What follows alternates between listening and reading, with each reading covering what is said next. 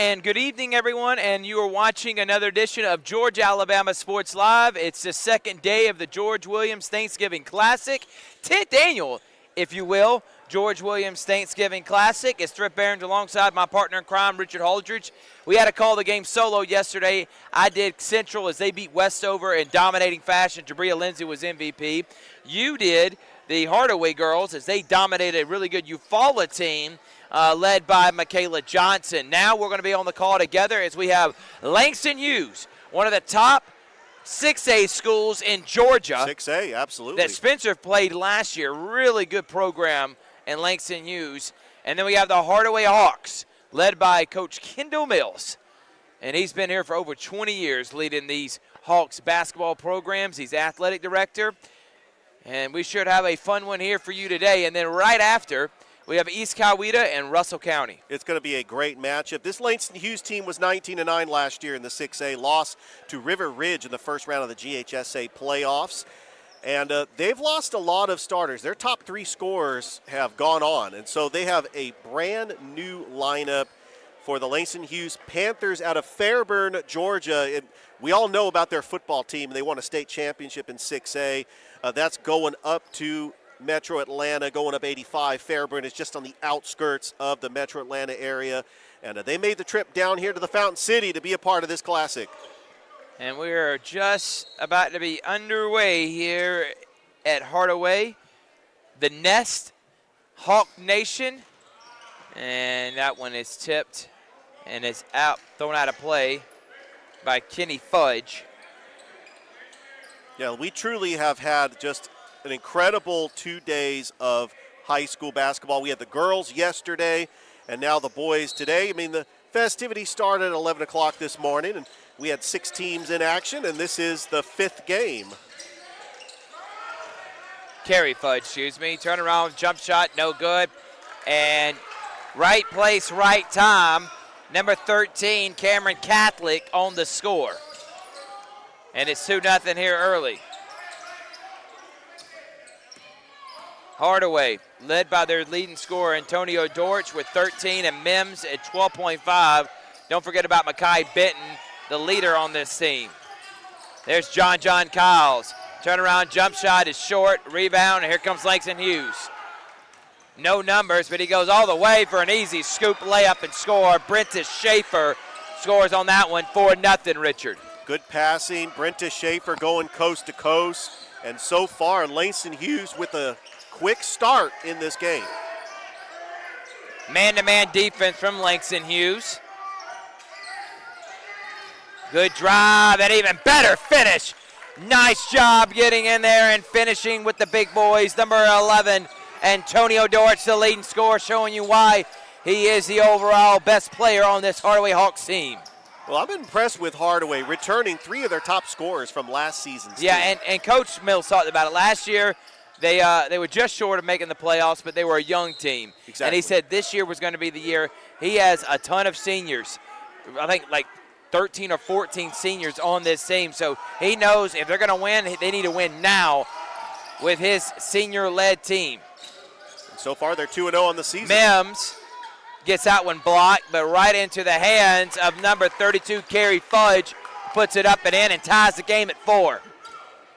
Hardaway on a 4-0 run as they're trying to get off to a start and try to hang with this Langston Hughes team. And look at this.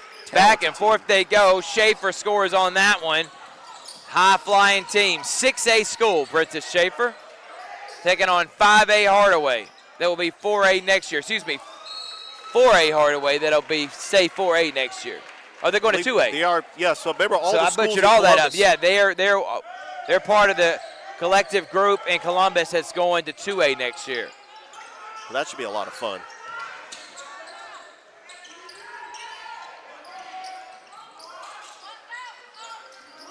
Knockdown three-pointer from Catholic makes it 9-4, Langston Hughes. Cameron Catholic's leading the way with the Panthers with 5 points. Drive and finish. And one for Makai Benton. What a shot. And that was a much-needed basket. Hardaway matching Langston Hughes, basket for basket. That's what you got to do. Langston Hughes likes to run up and down the floor. They're a 6A school, but with reclassification, I think they're going to go down to 5A. As you remember, 7A is going away. So a lot of the 7A schools are going to be at 6A. So they might be going to 5A, but we'll have to check that one out for next year. Like you mentioned, Thrift, Langston Hughes did play Spencer last year, so they are familiar with these Columbus schools. And their coach, which we'll get his name in just a moment, is Rory Welsh, who has done a fantastic job leading Langston Hughes these last several seasons. Another big basket, makes it 11-7. Benton trying to break the press, almost turns it over, and it is. They're going to say number 0 for Hardaway. Stepped on the line and out of bounds. That's Zaire Hodges.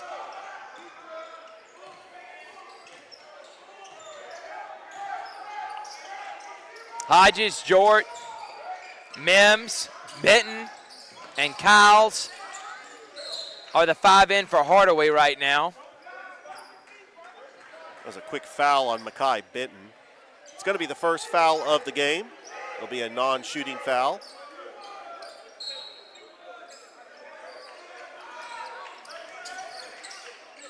Turn around, left-handed jump shot is nothing but the bottom of the net. Brentis Schaefer, who is having himself a game already, 6 early points. Hodge, Benton gets it blocked. Bad shot. Here comes Langston Hughes. And overshoots his intended target, Schaefer. That was a good block by Jaron Lamel, using his length to get up to block that shot. And Langston Hughes likes to run up and down the floor. I mean, this is how they create their offense. So Hardaway's going to have to find a way to try to hang with him, kind of slow down the pace. Zaire Hodges, and they're going to get a blocking foul. Really close. It was close. It may have been a charge, but they got him for the block, and that's going to send. Nope, it's going to be on the floor, so Hardaway will take it out underneath the basket.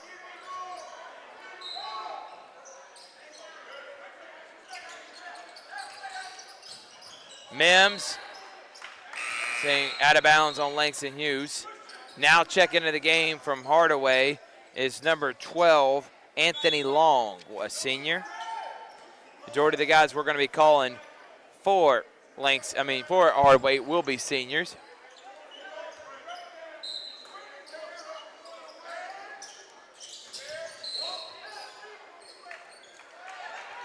There's a quick foul on, well, it looks like it's going to go back to Langston Hughes. Looks like the foul was called on Hardaway.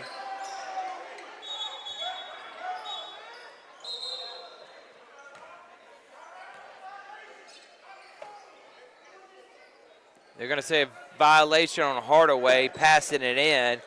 And so what was their ball is now going to go back to Langston Hughes. They're up 13-7 here in the first quarter. It's the George Williams 10th Annual Thanksgiving Classic. George Williams, who coached at Carver, Spencer, Columbus, longtime legendary coach around here. By the way, both his sons, lead assistants for South Florida, Donovan, and Persian for Georgia Tech. So coaching is in the Williams family, as I said yesterday on the broadcast. And I remember Persian as an assistant under Coach Amir Abdul-Rahim at Kennesaw State, got that NCAA tournament berth, first ever in KSU school history.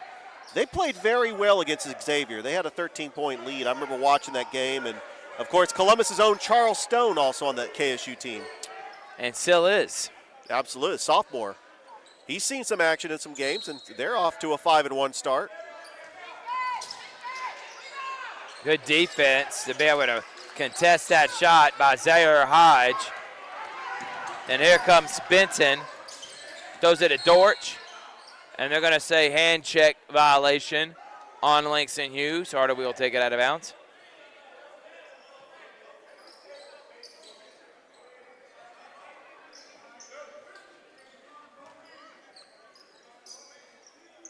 Well, you talk about the top 3 scorers from last year's team, Antonio Dortch, Lamel Mims, Makai Benton, all returning starters. There's Mims, who pump fakes, gets it blocked. Second block for Jerron Lamel. Lamel Duran has had a fantastic first quarter all the way to the rack.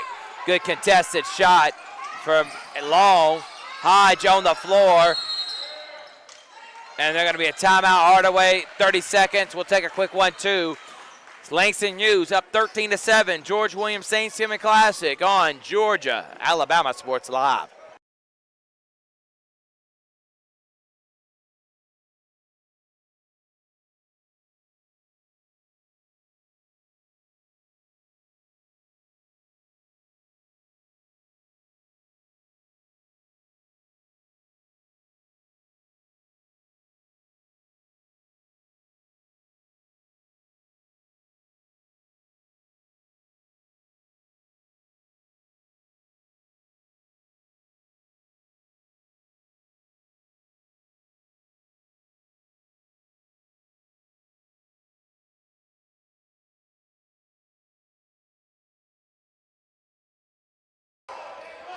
Welcome back here, 13-7. Benton driving, nobody stops him, goes right to the rack and scores. Coast to coast. Nice job by Makai Benton. Good defense. And here come the Hawks. Mims drives, Mims finishes. This is a completely different team than what I saw last year with Hardaway. These guys are coming into themselves. They're seniors. They're showing, for one, they want to play at the next level. And I honestly think this is Kendall Mills' best team he's had, and since Peasy was there. No question about that, Thrift. A more athletic team. They like to run up and down the floor. They're hanging with Langston Hughes. They're creating offense, and they have senior leadership as well. Dortch, the long, who gets that set out. He's got 3 blocks in this game. A lot of blocks already from both these teams. Here early in this one, specifically Langston Hughes, they got 6 already. Mims, long, gets it blocked.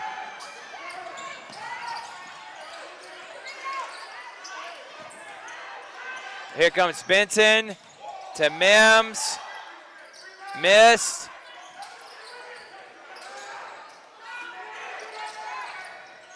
Dunk on the other way. Hardaway had a chance to take the lead or tie the game, and a missed layup led to a transition dunk. And it was a good job by Langston Hughes getting back on defense because Hardaway did not have the numbers on that fast break. Langston Hughes, they figured out the play, and they went down with a fast break, a big dunk by Cameron Catholic, who's got 7 points for the Panthers.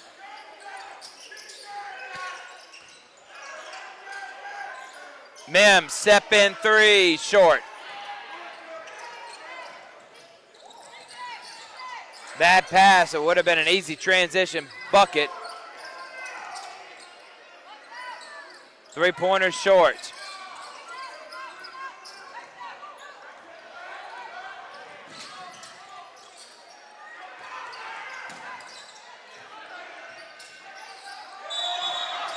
And they're going to call a blocking foul. That's going to send Anthony Long to the line to shoot 2.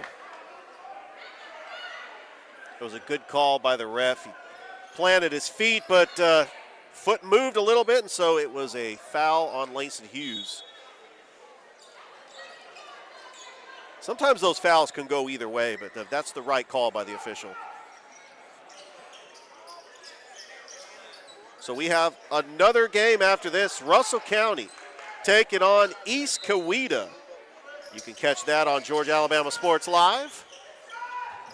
Go and like the Facebook page. Subscribe to the YouTube channel. This is the second day of the 10th annual George Williams Thanksgiving Classic. Good ball movement by Hardaway. And here's John Cowles for 3, in and out. Rebound right into the hands. Right place, right time for number 22, Wills, DeJuan Wills, who makes it a 15-13 game. Hardaway staying with Langston Hughes. Pull-up 3-pointer is cash. 18-13. Last 10 seconds of this first quarter. Wills has got it. Wills drives, has it stolen. Up ahead and finish. And Langston Hughes will go into the second quarter with a 7-point lead. It's Trip Behringer, Richard Holdridge on Georgia, Alabama Sports Live.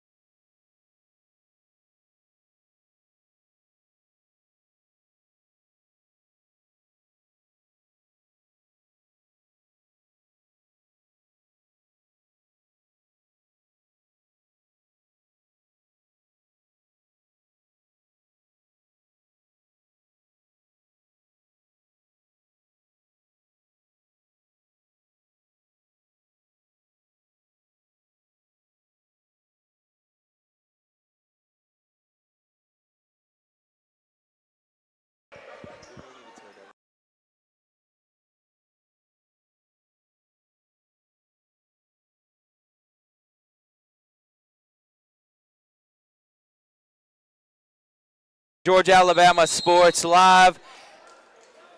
Hardaway taking on Langston Hughes. And we got a good one here. It's 20-13. Yeah, Langston Hughes went on that 5-0 run to close out the quarter. Yeah, and that a couple of bad turnovers by Hardaway. Bad looking shots. They had it closest to. It's 7 now. It's a George Williams Thanksgiving Classic. Nobody stops the ball. And have yourself a game. Cameron Catholic, who's already in double digits here, and they extend the lead to 9 now.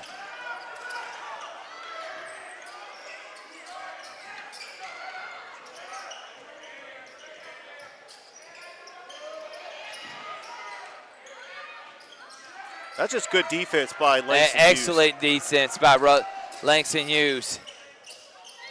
And turnaround. Rebound by John Kyles. Got to get a transition bucket here. Kyles right open in the middle. Nice job finding him, but not able to finish. He had no touch on that. Number 32, Kerry Fudge, missed the easy bunny. And it's still 9. Jump shot off, rebound, long rebound in the hands of Langston Hughes.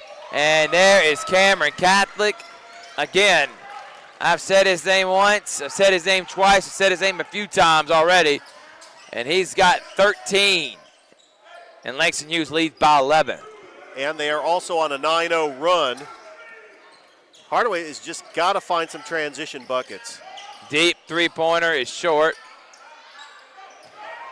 They didn't blow the whistle because they didn't go on the other side.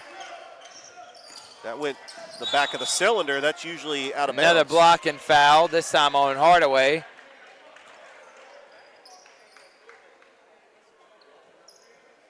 So like we mentioned, Langston Hughes is a 6A school. They went 19-9 last year, but they lost in the first round of the 6A GHSA state playoffs to Rivers Ridge. It was a very close game, but they have a very talented basketball team, and they're also a 6A school. I mean, we know that they are very talented.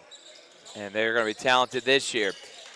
All right, Mims in the game with Long, Benton, Dortch, and John Kyles.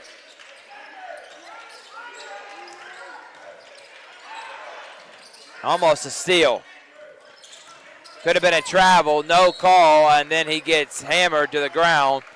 Even though he was underneath the basket when he shot that, there was no way that was going to be able to go in. But that's going to send number 5, Kendrell Agnew, to the line to shoot 2.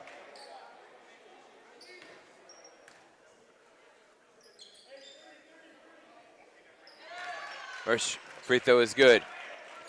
Had a lot of fun here yesterday, Richard. We Saw sure some did. excellent girls basketball. It's been a lot of fun today.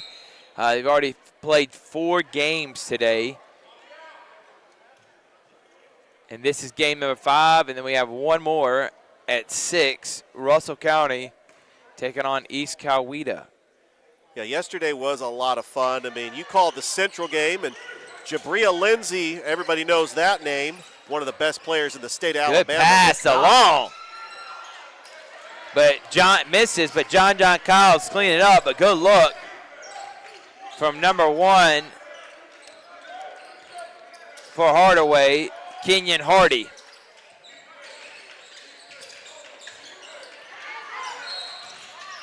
They're going to call a hand check foul on John Kyles away from the basket, 26-15, 5:28. So we're going to try to get some scores, but we know Columbus lost by 2 to Decatur. Lovejoy beat Westover.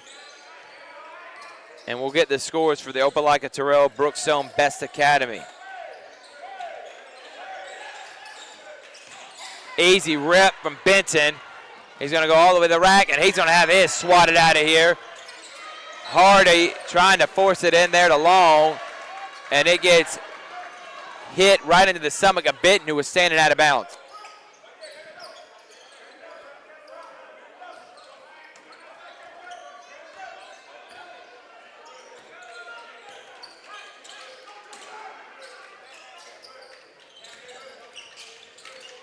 Nobody stops the ball, and Dorich gives up an easy dunk. And there's Brentis Schaefer with an easy slam. And Schaefer has got 8 points. And Dorich gets that one blocked, but they are going to call a foul before the block. We do have a score update from earlier today. Brookstone defeats Best Academy 78-50. And Opelika barely defeats Terrell of Atlanta 58-56. That was a nail biter. Good job by the Opelika Bulldogs, and good job by the Brookstone Cougars. Carl Ivy, who just keeps winning here in his first season as the head coach of the Cougars from Brookstone.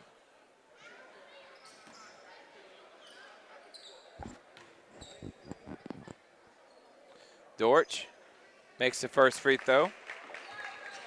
Hardaway's got some decent looks, but defensively, they're having a tough time stopping the ball as number 13, Catholic, number 1, Schaefer, just made a living inside that paint.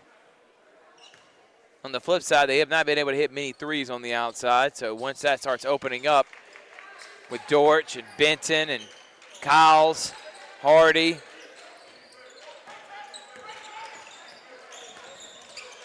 great defense by Hardy. Deep three-pointer, no good. Here comes Dorich. Dorich gets fouled. Very bad foul from Devin Smith, 40 feet from the basket. That was a smart foul, Thrift, because Devin Smith, if he didn't commit that foul, it would have led to a transition bucket for Hardaway.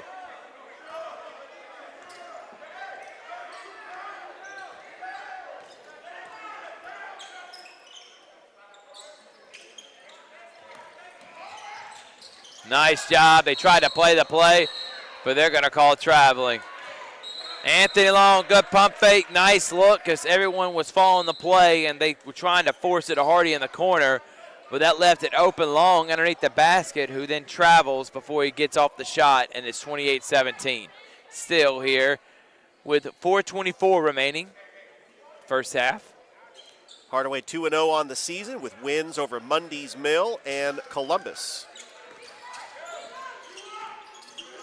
Dominating wins, by the way.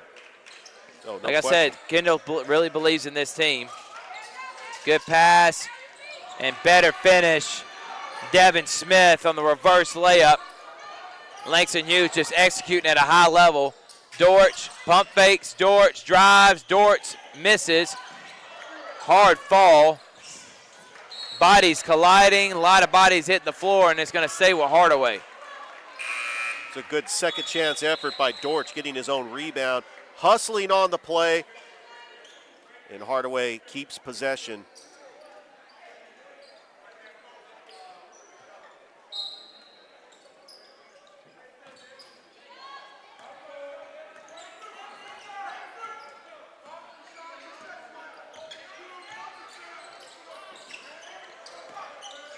Dorich crossing, pulling, and short. Good looking jump shot, just can't finish. But good rebound by Long that resets the shot clock. Hardaway 9-17 last year. Richard trying to improve, 1-8 in the region. They expect big things this year, major improvement. And they were a young team last year too. No question about it. Kyles gets fouled. And I remember they played some games strong last year, beating Cairo on the road. They did lose to Cairo in the region tournament, but I was there for that overtime loss to Shaw. I mean, that was a incredible game. It happened on February the 3rd, 53-51. And they're the type of team that could stay in games. And you just got to, one play goes their way, and they could pull out some wins. Hardy. Good passing, but not able to hold on to it. Bad passing on the flip side from Langston Hughes, and numbers for Hardaway. They can take advantage. Dortch. That's John Kyles who gets fouled. Hardaway's keeping it manageable, but Langston Hughes is a 6-0 run from getting this up to 20, so Hardaway needs to start with 3 minutes and 5 seconds left here in the first half, shortening this lead. Yeah, Langston Hughes is 0-1 on the season. They lost to Pace Academy on the 18th of November.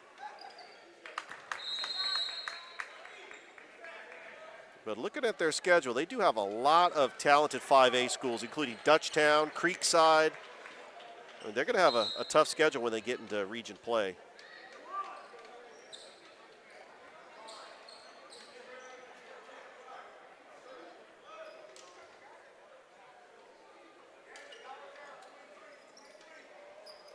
Like you mentioned, Thrift, this Hardaway bench is deep with seniors. They have just a lot of experience coming back, and we know, they're off to a hot start, 2-0, trying to just capture what Coach Mills wants them to do, is just to continue to improve every game.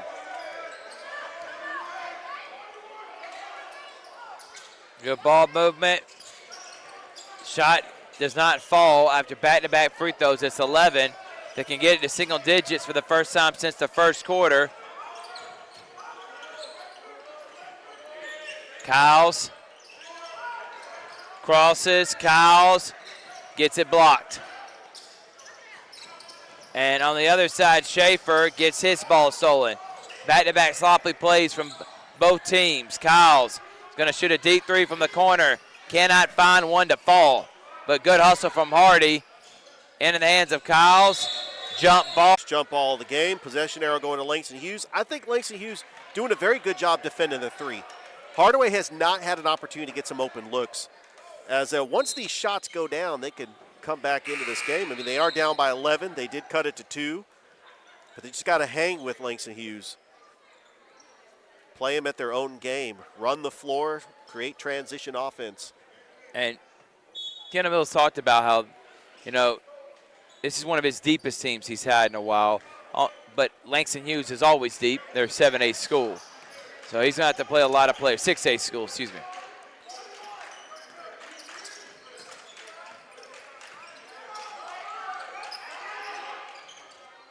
Three-pointer, no good. Nothing falling from Langston Hughes, but Hardaway can't buy a basket either. They try to chip into this lead, and scoop layup is no good. That was taken by DeJuan Wills. Well, nice Schaefer, three-pointer, no good.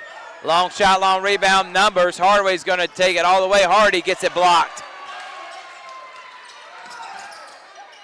Kyles, corner three. Finally, not one. Goes down for John Kyles. And it's an 8-point game. John Kyles, leading scorer for the Hardaway Hawks with 7 points. He's also taken most of the shots here in this second quarter. And finally, one goes down. Schaefer goes baseline. Corner three is no good. Catholic into the hands of Schaefer, who puts it in. Hardaway not doing a good job rebounding. They played good defense, got the shots they wanted. Langston Hughes to shoot. Schaefer was just right place, right time. Gives him 10 points of the game. Hardy pulls up, misses. Rebound Going to go out of bounds, and it's going to stay with Hardaway with 42 seconds remaining. 23 on the shot clock. You can't play 2 for 1 here because there's not enough time because they'll get it back with 30 seconds on the shot clock, or 35. Maybe if you score quick enough, you can get a chance to get the ball back.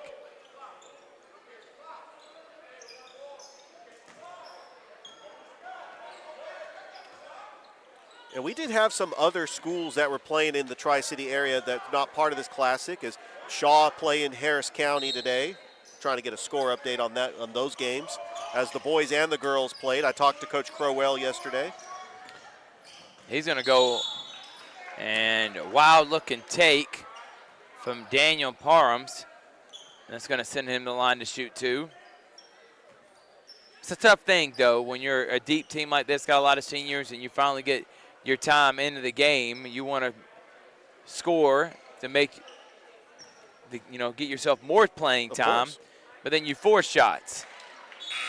And instead of playing good offense and moving the basketball, it comes stagnant. First free throw, no good.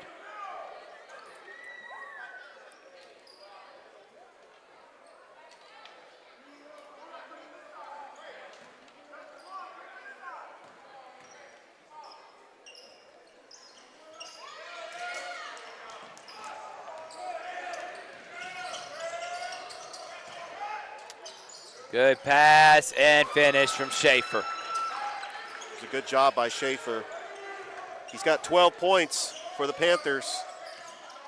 Schaefer and Catholic had great first halves. So this will be Stolen. Schaefer will dunk it. And that pretty much puts an exclamation point on this first half. Turnovers leading to easy baskets, and Brenton Schaefer and Mr. Cameron Catholic had great first halves. And Hardaway is down by 14. We'll take a break. It's halftime here. The George Williams Thanksgiving Classic, 10th annual on Georgia Alabama Sports Live.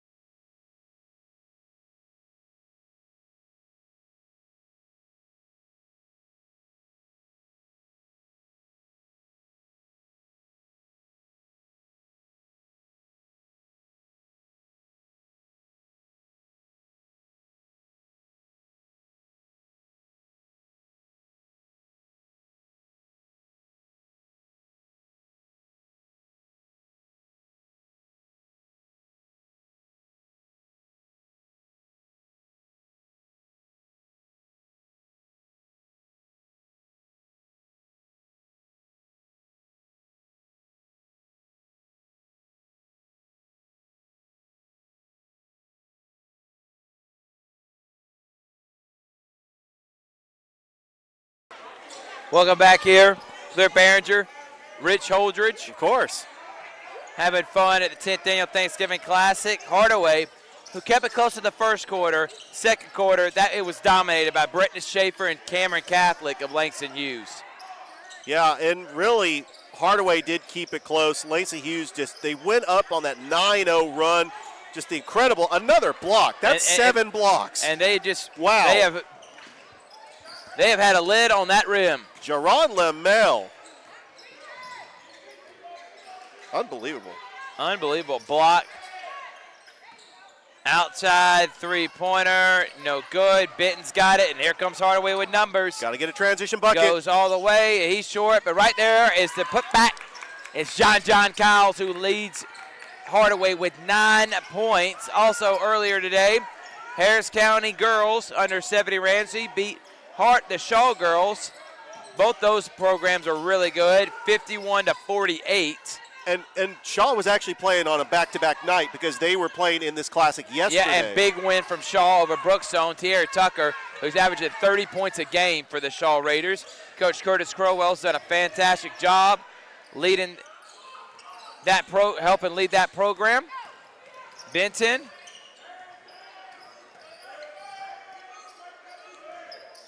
I know the Harris County boys, and I know they can't have a full squad because Tommy Watson, who's having to coach a basketball game. So I'm wondering, Coach Watson, he's got to prepare for a football game this Friday against Jefferson. One of the biggest in Harris County school history. Yep, absolutely. And then also coach a basketball game. I wonder if he's having one of his assistants do Possibly. it. But the Harris County boys did play the Shaw boys today. The game might still be going on at Shaw High School. Try to get a score update on that one as well. Dortch has got it. Hardaway down 12. Benton shaking and baking. Not able to shake it, but finds and looking for an open Mims. But that was going to be a tough pass with the long arms of Langston Hughes. But Thrift, what I noticed about with all the Muskogee County schools out on Thanksgiving break, the early start times for these basketball games this week. Benton gets trapped and has it ripped clean by Schaefer. Schaefer to Catholic.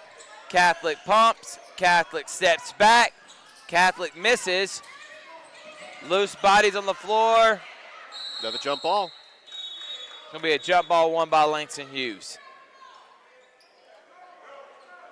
Good hustle by Kerry Fudge. But the jump ball is going to be awarded to Langston Hughes. Kerry Fudge, the starting center for Coach Kendall Mills. And that's going to be a timeout. Langston Hughes will take one, 5:46 remaining here in the third. At the George Williams 10th Annual Thanksgiving Classic on Georgia, Alabama Sports Live.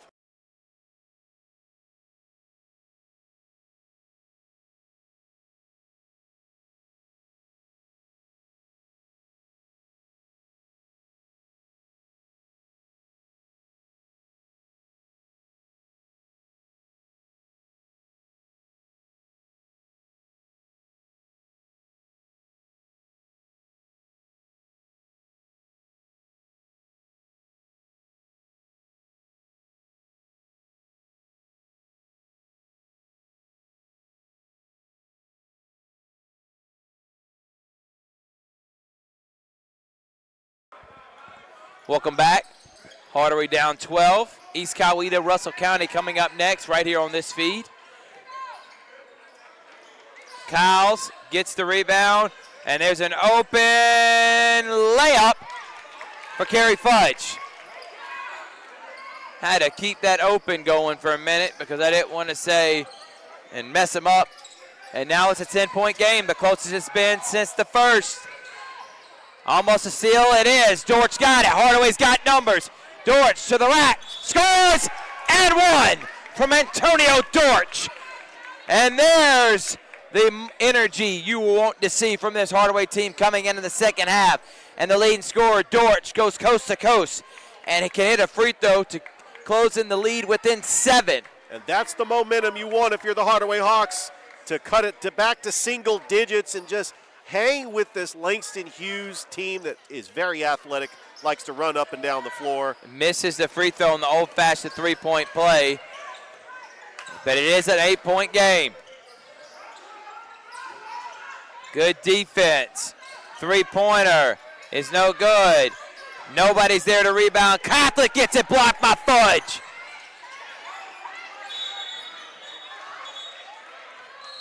Some extracurricular.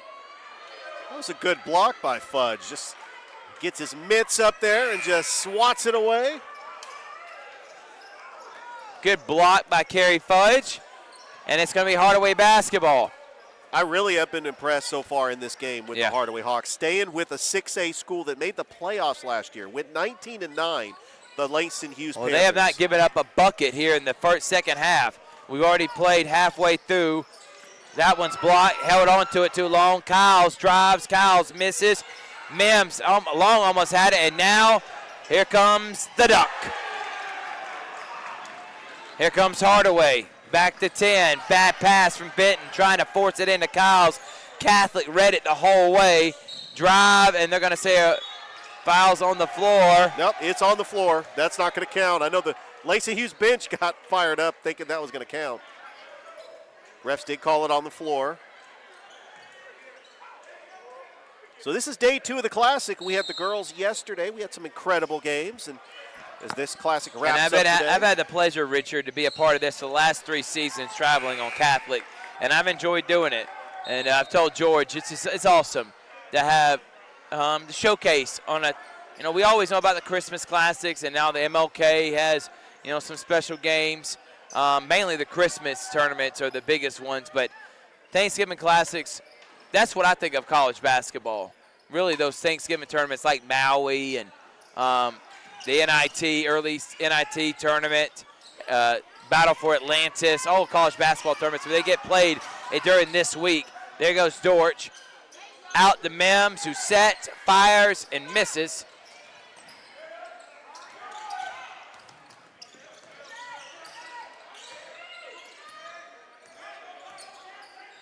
It's like Hardaway going with the zone defense. Pull up, and that goes in. That's a nice-looking jump shot from Madison Dyer. And now it's back up to 12.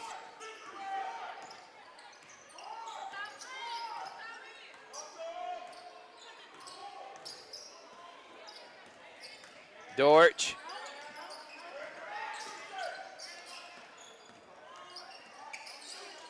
Hodge. High arcing jump shot and goes in. Good shot by Zaire Hodge. Tough shot. 10-point deficit for the Hawks. Yeah, he had to arc it to where it would not get blocked. A good baseline jumper.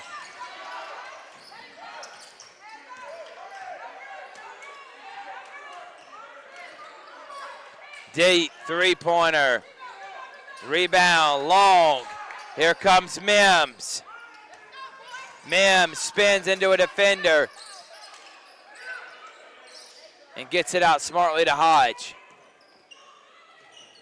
They can get it back to 8 with a bucket here, maybe even 7.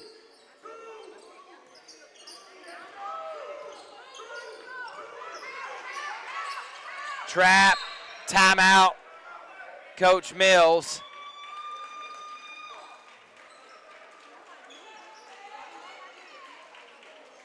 And it's going to be a full, there's going to be a 30, so we'll stay here. Coming up next, Russell County versus East Coweta. Glenwood girls also won earlier today. We'll be there next week as they take on Calvary. It's going to be a big matchup. Absolutely. Basketball is underway around this area, and we will be a part of it all season long. Going to be broadcasting over 50 high school games, plus we do the CVCC men's and women's home games.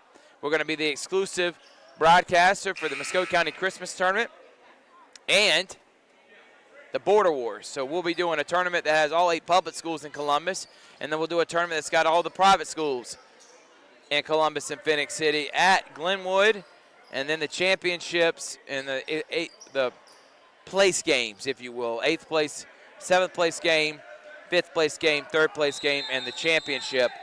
All 4 of those games will be at Columbus State. The other ones will be at different schools leading up to Wednesday, but we'll have all the games on Georgia Alabama Sports Live.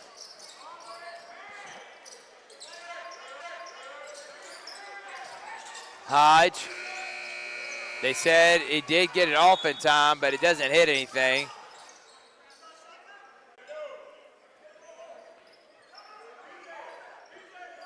Also today in the Thanksgiving Classic, Columbus lost to Decatur by 2. Really close by Carl Ivy Sr.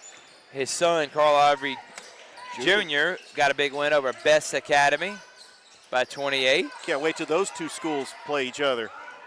And we'll be having that in a few weeks. They did face off earlier, a couple weeks ago, or last Tuesday, but we'll be there for when they play at Columbus High. Good score, and it's 8, and then a foul that's going to send number 4, Jerron Lamel, to the line to shoot 2. They've got it into single digits. They're in this game. They just can't close it and get it within 4. First free throw is good. And that is the first points for Jerron Lamel. He has really been a defensive specialist. He's already got 7 blocks. Sometimes those players, they just focus on defense. They're not really too worried about scoring.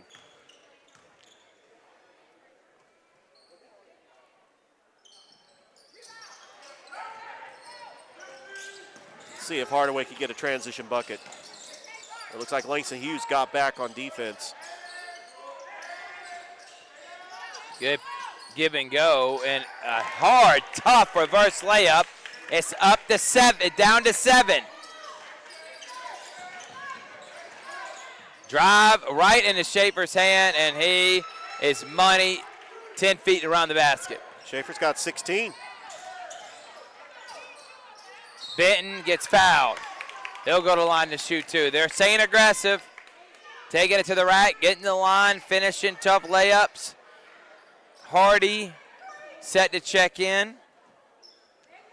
Thrift, if Hardaway can get it, keep it to single digits getting into the fourth quarter, they could go on some scoring runs, and anything can happen, especially when you got two teams wearing down in that fourth quarter. Hardaway's got a deep bench, and that senior leadership stepping up, making the right decisions, just staying close in this game.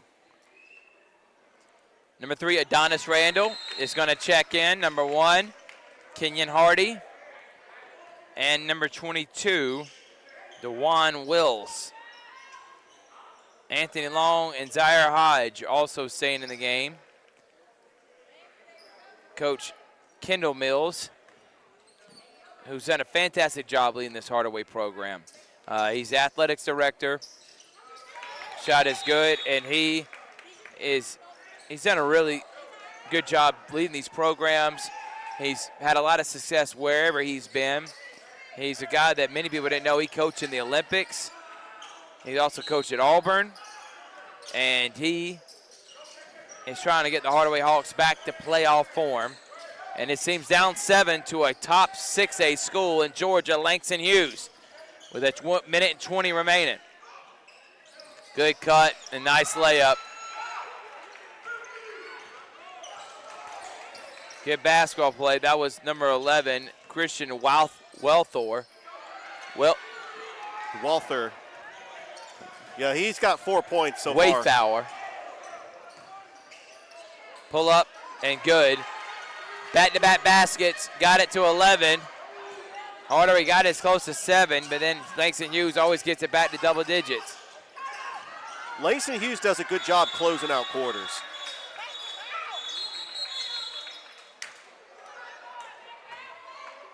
Adonis Randall gets strapped trying to dribble out of it.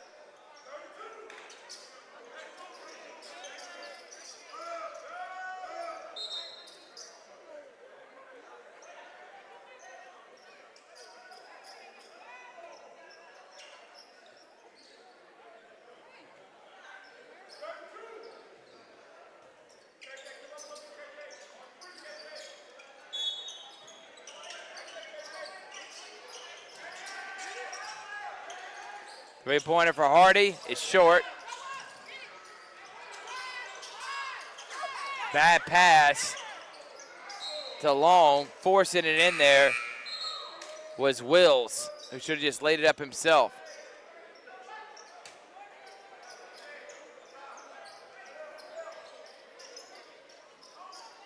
Benton, Mills, Dortch, Kyles all in.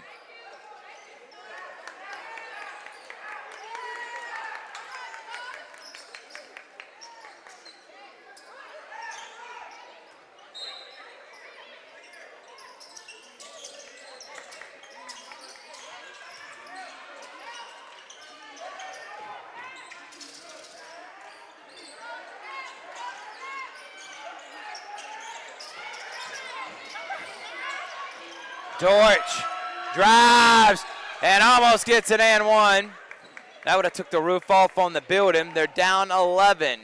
They can get it to 9 with these 2 free throws. Hardaway on the precipice of a major comeback.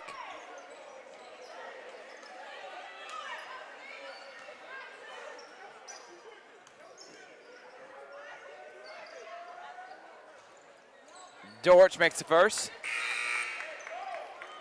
Antonio Dortch has got 7 points so far in this game. He averaged 13 points last year. As they were on the doorstep of the playoffs, they did lose to Cairo in the region tournament. But they did get an upset win at Cairo. Looking to improve here in the second year. Dortch makes both. 9-point game with 17 seconds. He took out his starting 5 so they don't get any silly fouls here before the end of the quarter. This is exactly what they wanted to do. Cut it to single digits, get ready for the fourth quarter, and you can get down and make a big run against Langston Hughes, only down by single digits.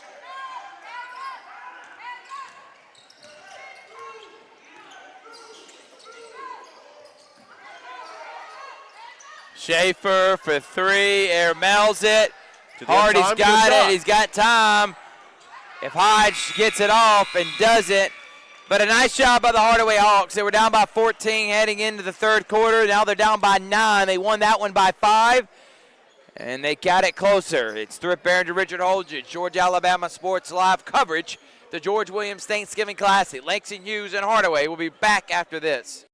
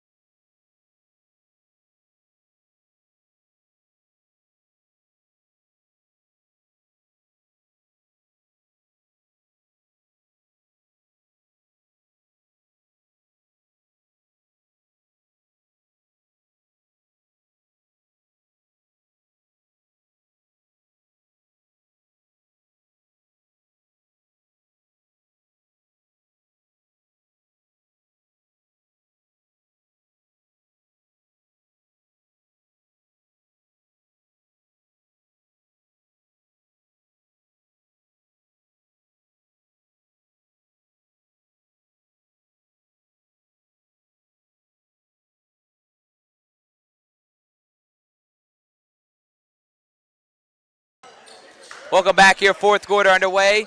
Langston Hughes leads Hardaway by 9, 47-38. Been a really good contested basketball game, and a steal by Mims. Mims to the rack, and he misses. A point-blank range layup. That would have cut the lead to 7. Schaefer had a nice-looking jump shot.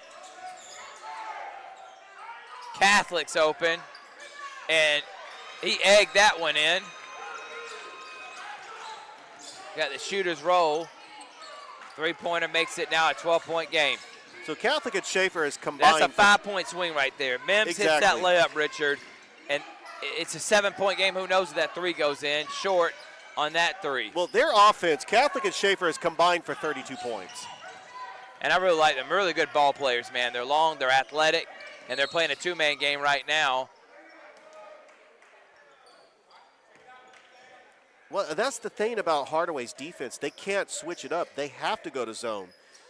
But they just got to be patient, and the way that they can score offense instantly is transition buckets. which they have got to capitalize on, and they haven't had opportunities to do that.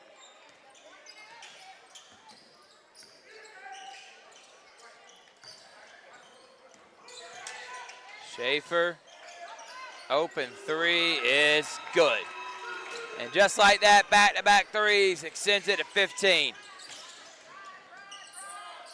Benton somehow keeps his wits about him and is able to get an easy layup that looked like it was going to be a steal. And Mekhi Benton's got 9 points. Easy layup. Nobody stopped the ball. He went right by the Hardaway defender, and Kendrell Agnew scores. Last couple minutes, it's just been a back-and-forth game as Langston Hughes has been answering score for score. And it's 15 right now. Fudge drives and gets fouled. He'll go to the line to shoot two. Problem is, right now Langston Hughes hitting threes, and Hardaway is either not making anything or they're getting twos, and that's why it went from potentially could have been 7 to now up to 15.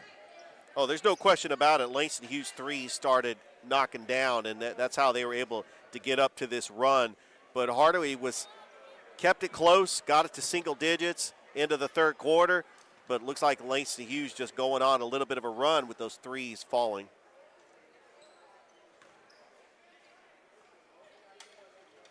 Pretty decent crowd here on the campus of Hardaway High School. Of course, this is very close proximity to Columbus State. In fact, it is down the street.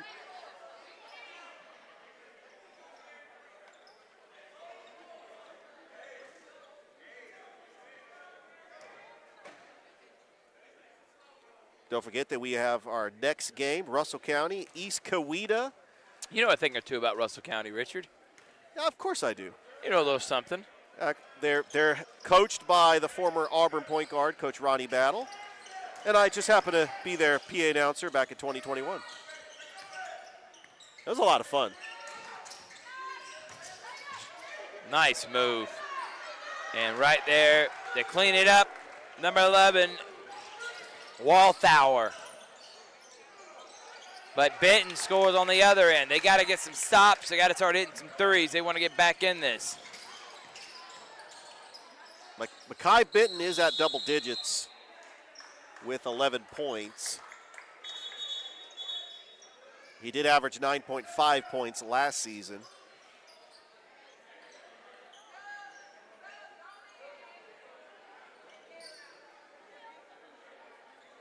Looking at the upcoming schedule for the Hardaway Hawks, their next game will be against Carrollton on November the 25th. Carrollton is a 7A school, very good at football. They have that sophomore that is one of the top players in all the nation. But they're a very good basketball team as well. What can you tell me about Harris County as they take on Jefferson? By the way, tomorrow we'll have our Georgia-Alabama Sports Live show. We got Emmanuel Brunson, the coach of Calvary, talks about his state championship game on Friday. We got Rick Beach talk about Harris County's historic run as they take on Jefferson.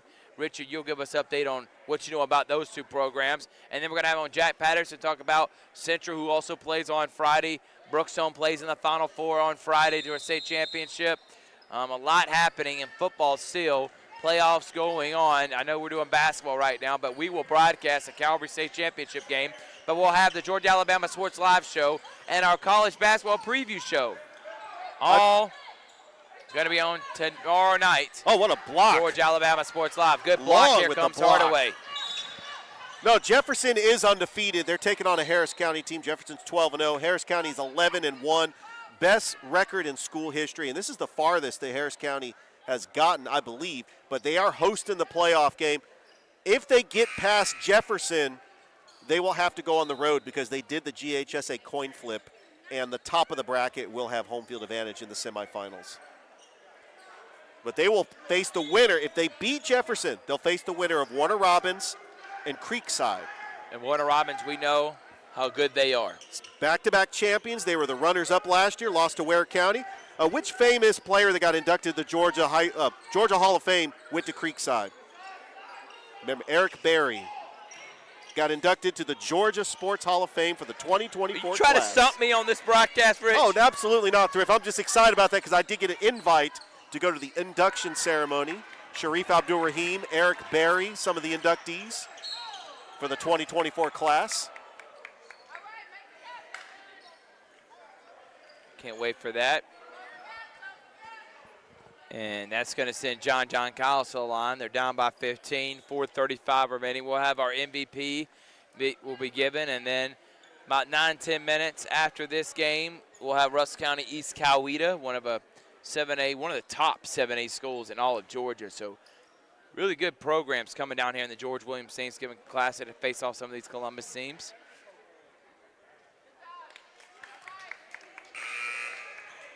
John makes the first.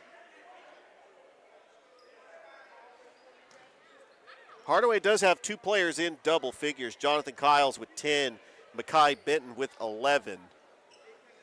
Misses the second. Now, you talked about East Coweta, a 7A school out of Georgia, Russell County, a 6A school out of Alabama.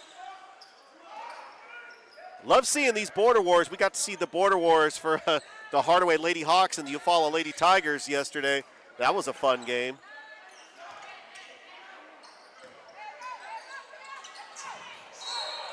As Michaela Johnson was one of the MVPs, and she was just absolutely dominant on all sides of the basketball. Shooting, scoring, stealing, blocking shots. Just incredible.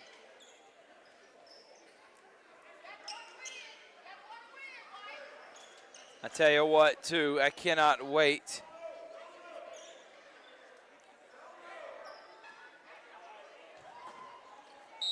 I cannot wait to do some Pacelli Vikings games. As a guy that was a play-by-play announcer, I'm going to be doing year 2. We'll have more information on where you can find those games throughout the season. Coach Corey Black been a believer in what I've been trying to do in Georgia Alabama Sports Live from the very beginning. He's one of the few guys that understood what we're trying to accomplish. Pacelli came up just short against Brookstone, but their basketball team, they're on a revenge tour. They came up, and I thought they were cheated out of a state championship last year, and they're going to put everyone on notice, not just in the GIAA, but in all of this area and the state of Georgia, because they take on Baldwin, they take on Valdosta, they take on Noonan. I mean, these are 7A schools, Richard. Coach Black is not scared. He is not scared to play anyone. Played Sandy Creek last year. They won a state title. And guess what? Even though if they lose those games, it sets him up to be, I think, his best team heading in to the playoffs this year. So they are by far the favorite, and the preseason #1 team coming in to this year. Got to look out for is Jaden's Ford. Coach Justy Purdue and Glenwood, who won a state championship in the boys' side, and then came up just short in the girls' side. The girls are the favorite to win it all. Boys are second or third favorite behind Macon East and Lee Scott in 3A of the AISA. Jonathan Gordon and Jonathan Norton of Calvary and Gaps going to make I think a deep run. And then all 8 of the Muskogee County schools. Carver's going to be really good this year. Oh, what a block by Long. And second block of the game. But Carver, Shaw, I think Shaw's going to be really improved this year. I honestly think we're going to have, it may be all the teams that may make the playoffs this year in Columbus. That's how good I think basketball is going to be around here. In Harris County, they improved in football under Tommy Watson. Why can't they improve in basketball? Absolutely. And I just want to say, over the past weekend, Coach Gordon's Calvary team played the Spencer Green Wave. And that was a very good matchup. You know, when you play a team, you're in the gaps and you're playing GHSA schools, especially schools that compete for state championships. That's battle testing your players to get ready for gaps competition. Oh, that's a nice three-pointer. Antonio Dortch. He's in double figures with 11. And we got a quick timeout. It's 11, 3:22 remaining. Georgia Alabama Sports Live. Be back after this.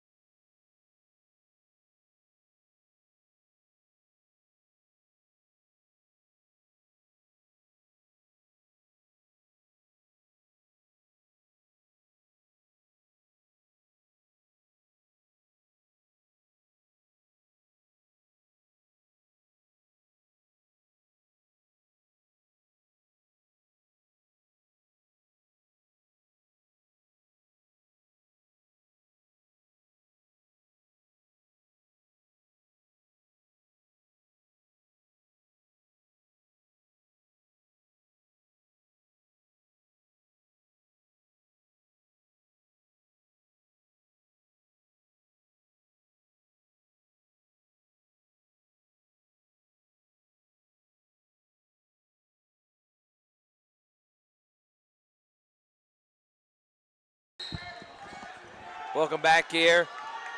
Hardaway gets a great turnover. Coach Mills is fired up on that one. Oh, he is. It's an 11-point game. Hardaway they're not quitting. 3:16 left to go. They are still in this game. A couple of stops, they can cut it to single digits. But what they've got to do, especially when you're down by double digits, you got to knock down three-pointers. I mean, it's easy to get quick twos, but you can't match twos with threes, especially if Langston Hughes is knocking down their threes.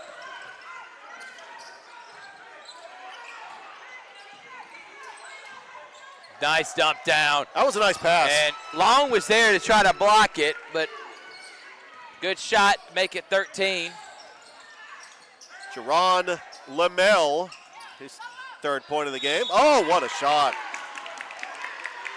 Lamel Mims. With an and one. And he can cut it to 10. No question about it.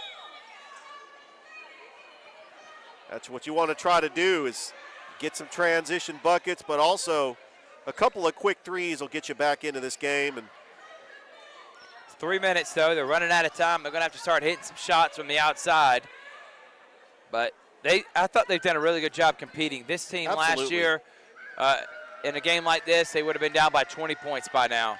But they are competing, and that is because of the senior leadership that is on this Hardaway team. Mims out. But look at where the scoring has come from. It's from that senior leadership that were the top scorers from last year's team. This Hardaway team is much improved this year. They're 2-0 on the season and getting not just 2-0, but blowout wins. That is something that Hardaway could build off of.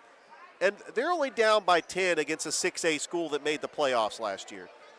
So there's still time in this ball game to cut it to single digits and try to throw Langston Hughes off their game and get a couple of quick scores. As we see the Russell County basketball team entering the building, Coach Ronnie Battle. Ronnie B in the building. And his Warriors as they take on East Coweta.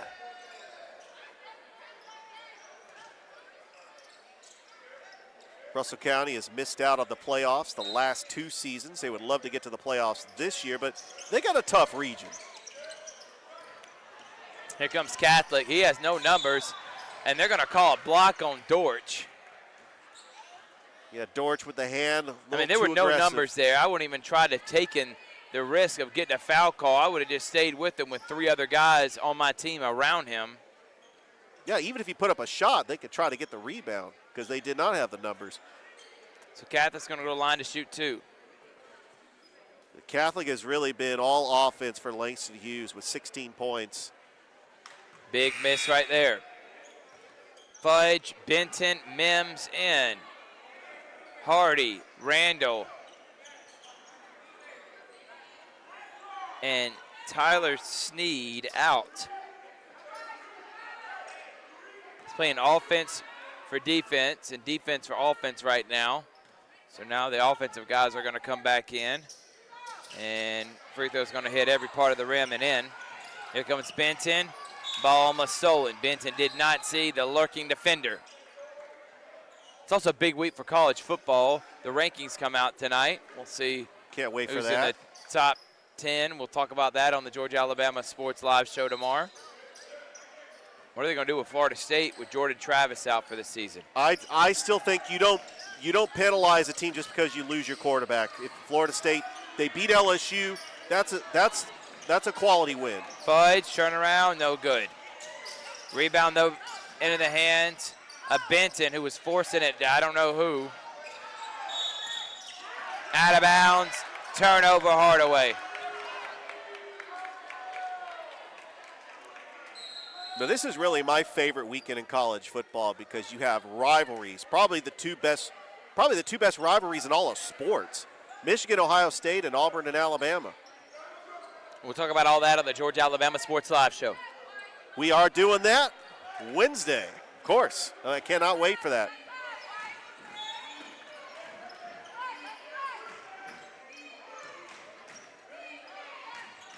Hardaway's got to try to cut it to single digits. Mims crosses over. Mims drives.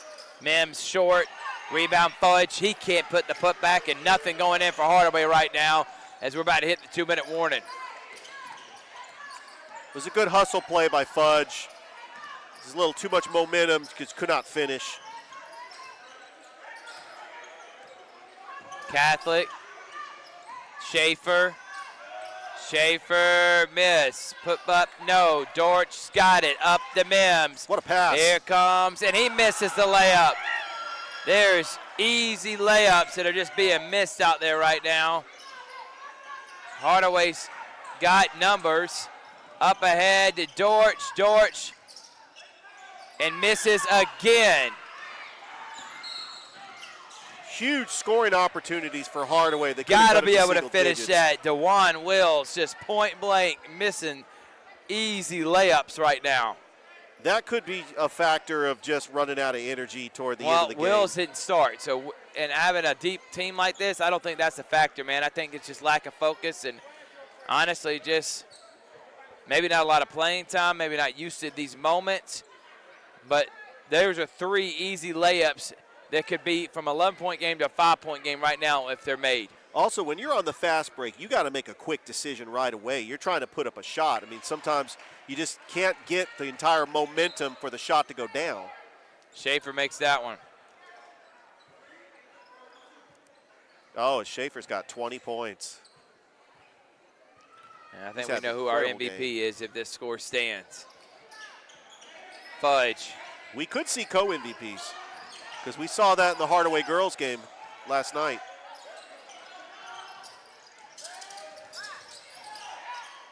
Mims to Dortch, step in 3, good. Finally, one goes down from beyond the arc for number 11. Antonio Dortch has got 14 points. He's had a really good game, Dortch. He really has.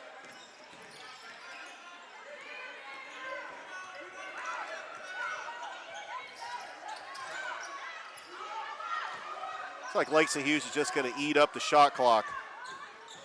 Schaefer, Catholic. 10 seconds on the shot clock. Schaefer gets fouled.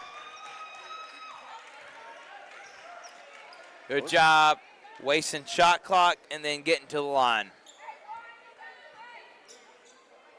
Well, with 48 seconds left to go, if you're Hardaway, you just got to hope for the miss. Go down, get a quick score. They're down by 9.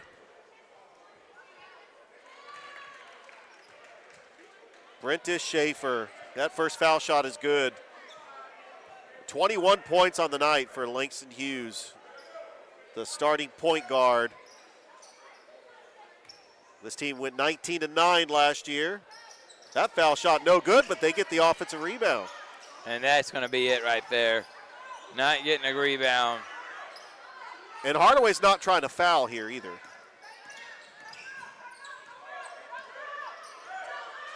There's still time to try to get a stop here with 31 seconds left to go. But I'm kind of surprised that they are not fouling. That was a pretty good screen. 15-foot, no good. Put back, no good. Down. And Schaefer gets his 22nd points of the game. Cannot miss another layup. Hardaway makes half their layups that they miss. This game's a totally different ball game. Oh, there's no question about that. They had 3 scoring opportunities. That's 6 points taken off the board. And they're down by 12. They could have been down by 6 with a chance to try to get 1 or 2 defensive stops to try to tie this game up with a 3. But the shots just weren't going down for Hardaway tonight, but they played a very tough 6A school that made the playoffs last year. And it's something where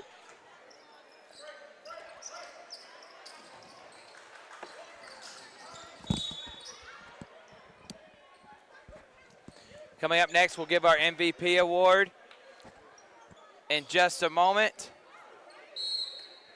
And then we're going to start another timeout.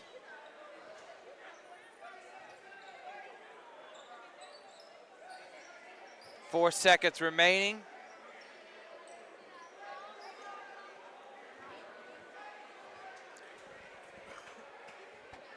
(64-52).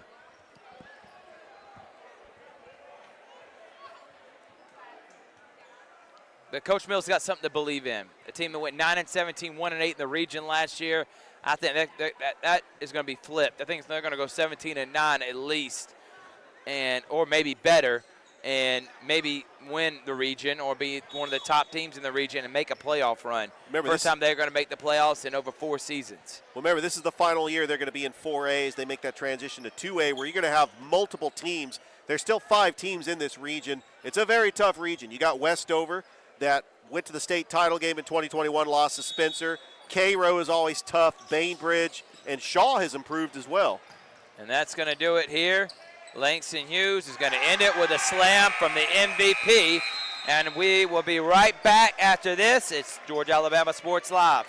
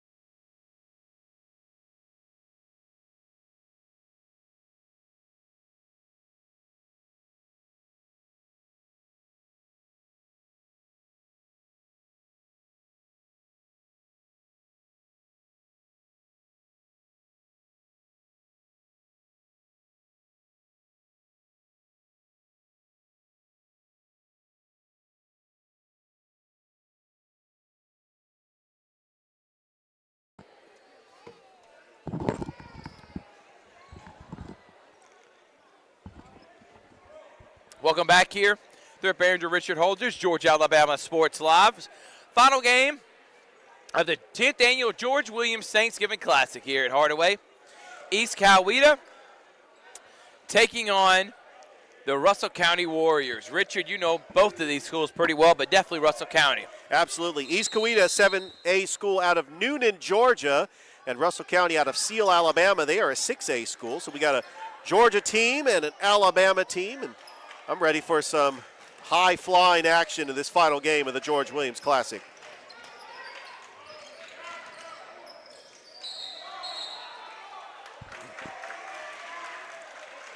Good defense by Russell County. One thing about this Russell County Warriors team, and they've missed out on the playoffs the last 2 seasons. They were in a very tough region, but a lot of their players from 2 years ago are on the team, and Coach Battle has got a team that has stayed together the past couple of years. Good basket, but ball movement, just couldn't finish right there. Yeah, Malachi Dix. Really, we call it Maliki Dix. The entire, and that's on me, the entire fall league. And a lot of these, like Hardaway, Russell County, they played in the fall league. Absolutely. 30-second timeout for East Coweta, but Malachi Dix and this Russell County team led by Ronnie Battle. He is the former point guard of the Auburn Tigers in their early 90s. And he's got a team, you know, his son is playing on the team this year, Joshua Battle, and he is ready to take Russell County to the next level. They have really been a high-flying team that's beat teams like Central and Smith Station. I mean, they put Alabama on notice. They've got to make the playoffs. I know that is a goal that he has implemented in his team this year, and I know that they got the team to do it.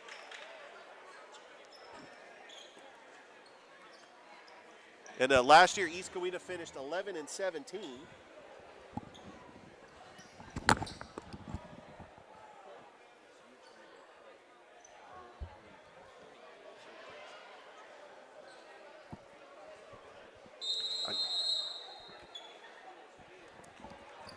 Still scoreless, 7-16 here in the first quarter.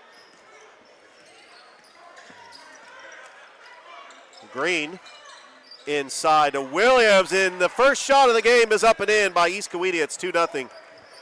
And we're going to get East Coweta's coach here in just a moment. Long-time great coach for the East Coweta Indians. A nice drive and finish from Russell County's number 23, Cameron Reese, with a tough drive and finish. Yeah, East Coweta is led by head coach Royal Maxwell. Longtime friend of George Williams, guy that's won state championships, been to state championships, and has a phenomenal program in the purple and black from East Coweta out of Noonan, 7A school.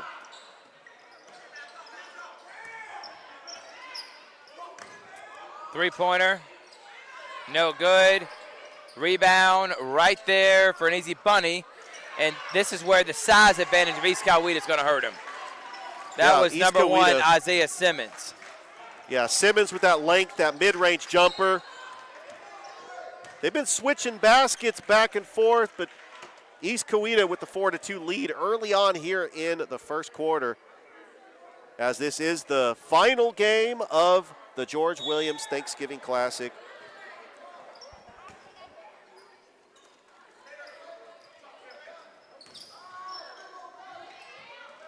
Who scored? Here comes East Coweta, 4-2. Oh, nice steal by Upshaw. Upshaw is going to take it across the timeline. Oh, nice bounce pass, Corinne Thompson, but a turnover, and it goes back to East Coweta, trying to run the floor. Good job, and there's the steal. TJ Upshaw. That's going to be number 5 who scores right there, TJ Upshaw. And it's 4-4, Richard.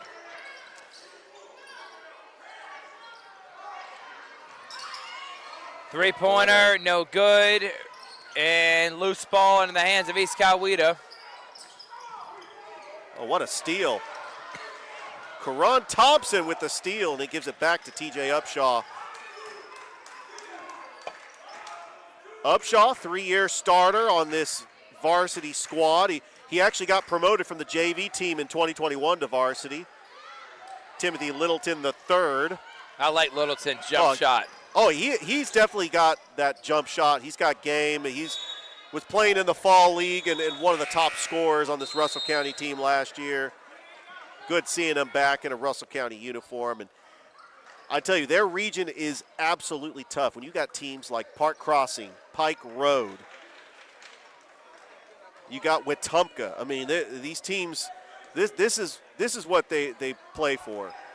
Of course, they do play teams like Smith Station and Central Opelika. They play them often. It's just non-region games. They actually got a big win against Opelika to start the season. Huge win, and Opelika's got a really good basketball program. That's going to be a turnover. He's going to go back to East Coweta.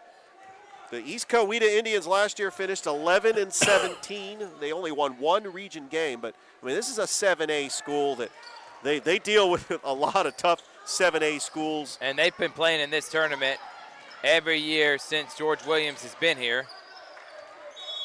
And that's good to see. It's good to see these teams that are not from the Columbus area to make the trip down during Thanksgiving week. And that's really what George Williams has really meant for these communities and these coaches. Nice job, but good job getting back. And here comes East Coweta. Driving, what a move, and score. And they take a 6-4 lead. Carby Martin, first two baskets of the game. Back on top. Another turnover, and East Coweta is going to get it right back. East Coweta out of Noonan, Georgia, a 7A school, and the only 7A school in that area. I mean, Noonan is a 6A school. Langston Hughes is a 6A school.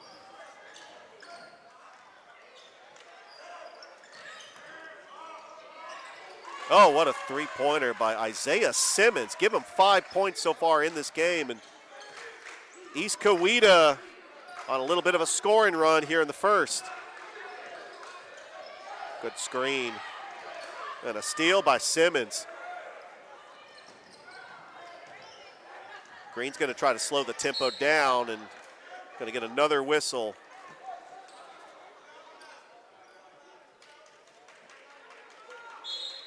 So everybody go and like the Facebook page, subscribe to the YouTube channel, Georgia Alabama Sports Live, as we are now live streaming high school basketball games all across the Tri-City area. And we got a big football game coming up this Friday night, the GAPS 3A Championship between Calvary and Skipstone Academy. Can't wait to call that one. Thrift, I can't wait to call a championship game. There's a nice mid-range jumper by Carby Martin. He's got 4 points.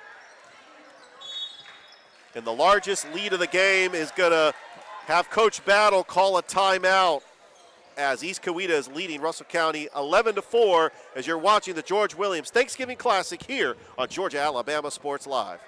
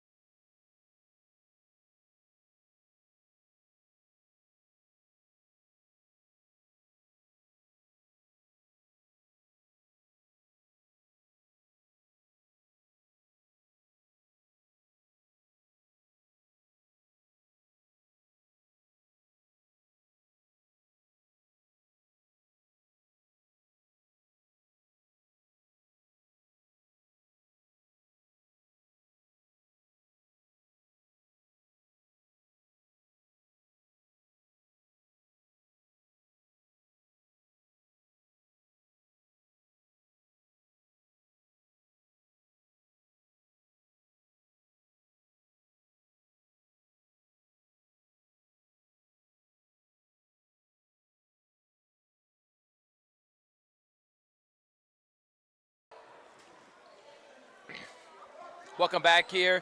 Thrift Behringer, Richard Aldridge, Georgia Alabama Sports Live.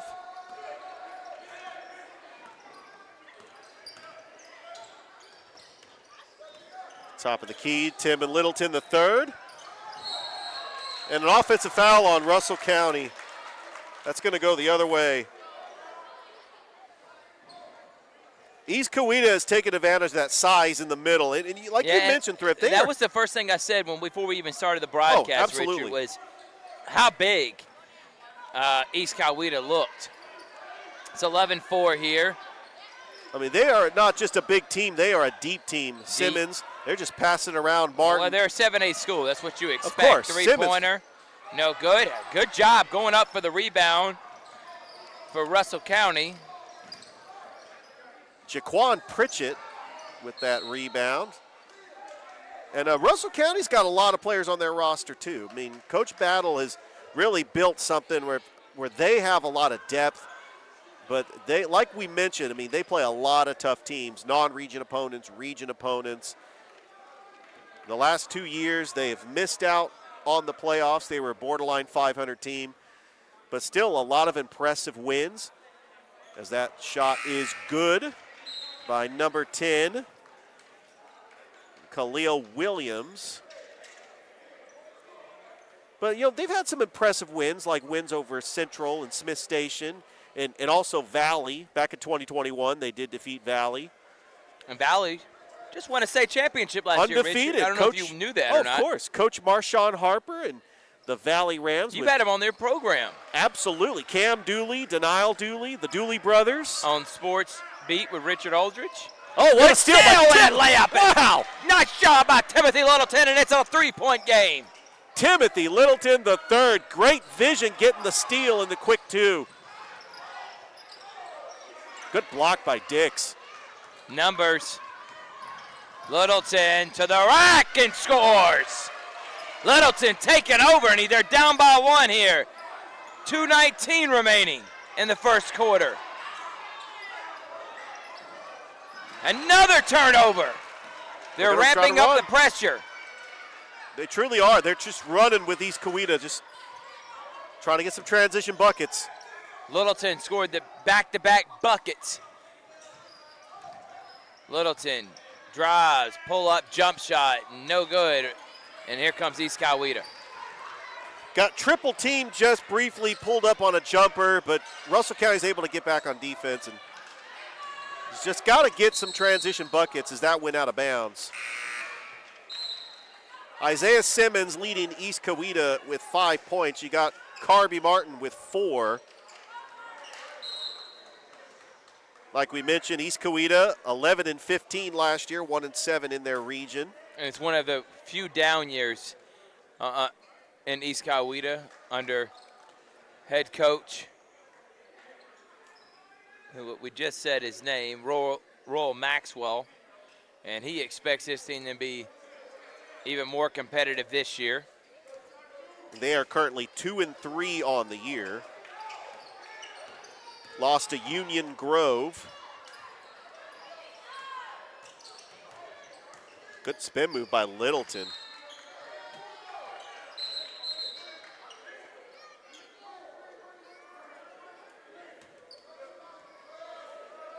So they lost to Union Grove, but they did defeat Paulding County and Mundy's Mill, lost to Fayette County and Dutchtown in the Powder Springs Showcase.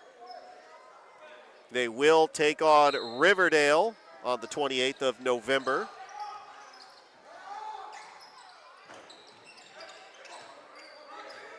Littleton looking for the screen.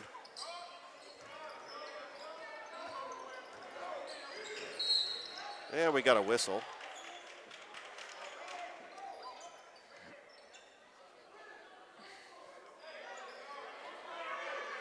Their manager, Richard Holdridge, 1:16 remaining here. Underneath the basket, layup is good. Nice job by number 12 for the Russell County Warriors.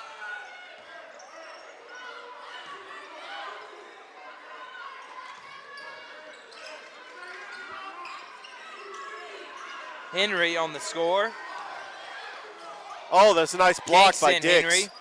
Henry almost had the steal, tried to save it. Underneath the basket, layup is good for East Coweta's number 23. Channing Beatles. Russell County down by one, can take the lead with this deep three that doesn't hit anything but the top of the backboard. Coweta driving and Oh. a block by Malachi Dix. Says, swap get party. that out of here. Up in here. It's going to stay with East Coweta, though. With 27 seconds left to go. Not enough time for a 2-for-1. They'll probably just hold for the final shot. Actually, it's going to be a foul. They called a foul on Malachi Dix. So going to the line to shoot 2 is Dylan Barbara.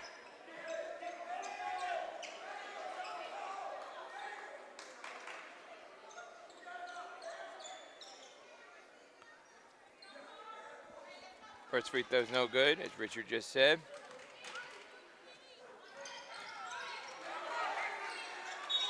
Makes 1 of 2. It's back to a 2-point game for the Indians. But Russell County can hold for the final shot here in the first quarter. Try to either take the lead or tie. There's a 3-point attempt, no good, but Malachi Dix. Wow. Nice job by Dix scoring, Richard. Now it's a tie game. It's a good putback, good Let's see. awareness. Let's see if they can't have a good defensive possession. Russell County, 7 seconds, 6 seconds. Still loose ball is going to go out of bounds. Turnover. Russell County is going to get it with 1.2 seconds. I really like this Coach Ronnie Battle-led team. Trying to get a huge upset and win over East Coweta. He's going to let it. Does he have enough time? And Littleton Oh. almost banks it in. Very close. We'll take a timeout. It's Stuart Barron to Richard Aldridge on Georgia Alabama Sports Live.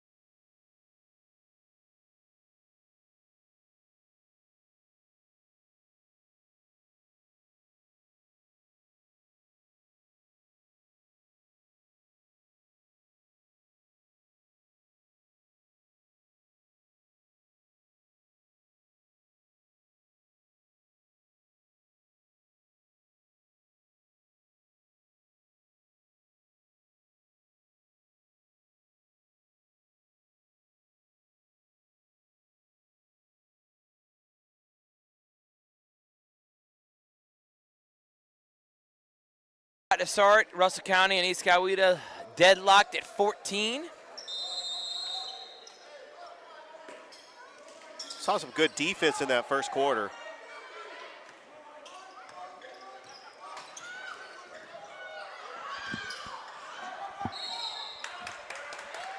And that's going to be a 3-second violation on, or 5-second violation on Russell County. One good thing that Russell County did in that first quarter is they closed out that quarter strong, and they were down to East Coweta. They come back to tie it. Let's see if they have that same momentum here in this second quarter to try to match them score for score, get some defensive stops.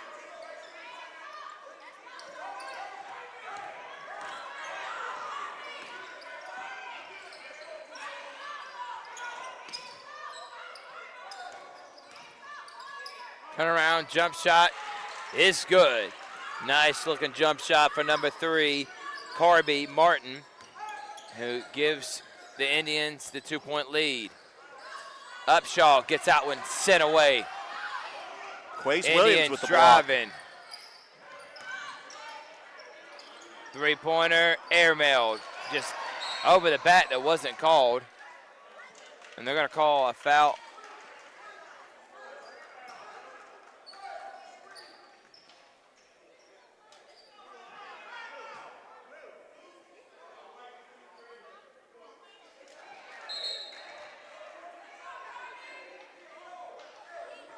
Yeah, it looked like that foul was on number 23, Cameron Reese. It's going to be a non-shooting foul underneath the basket. Thank you to George Williams for allowing us to be broadcasters for this game. And these last 2 days, we've had a lot of fun. What a way to start your Thanksgiving week, seeing some high school basketball. There you go. Good point, Richard. It's a turnover They're going gonna back call to an offensive foul on the Indians. going back to Russell County, hoping to tie it here in the second. Littleton, Upshaw.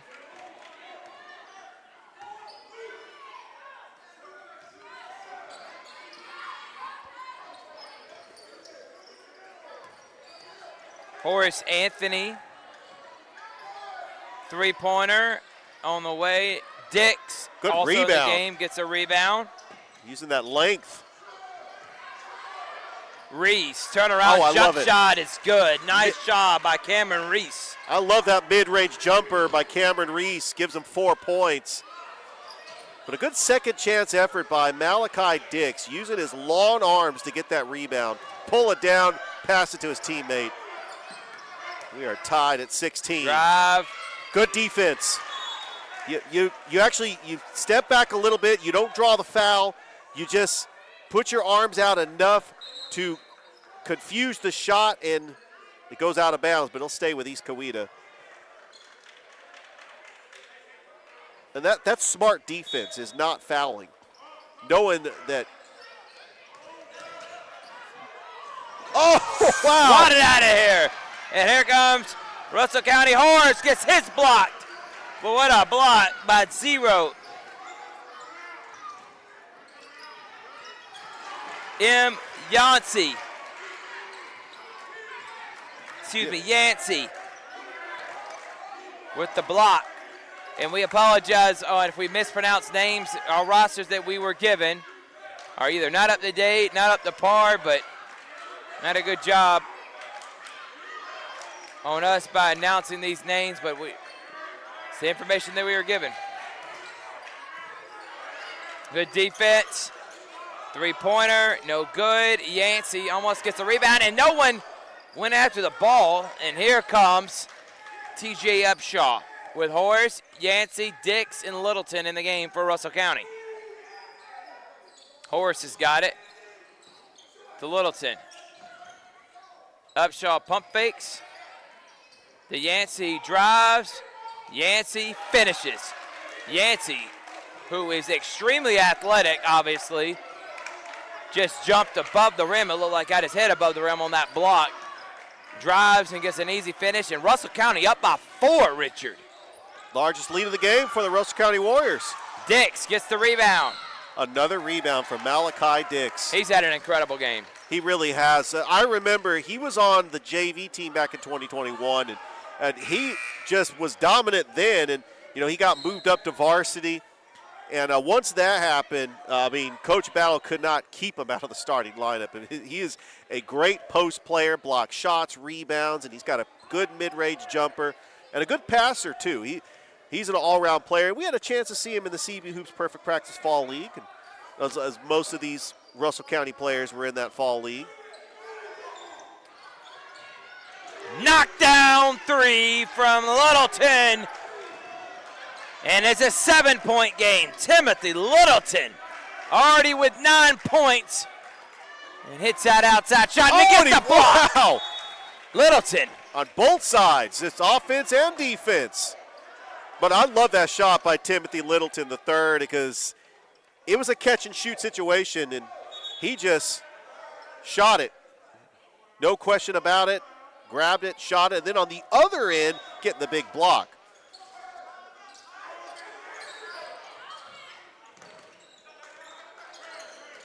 Almost another block.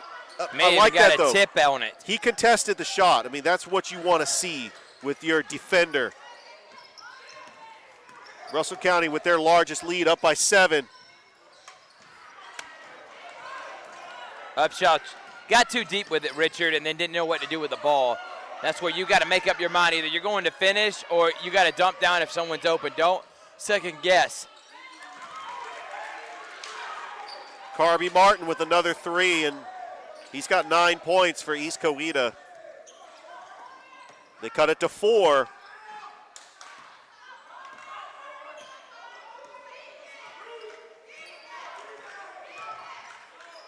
Looks like East Coweta going straight man here.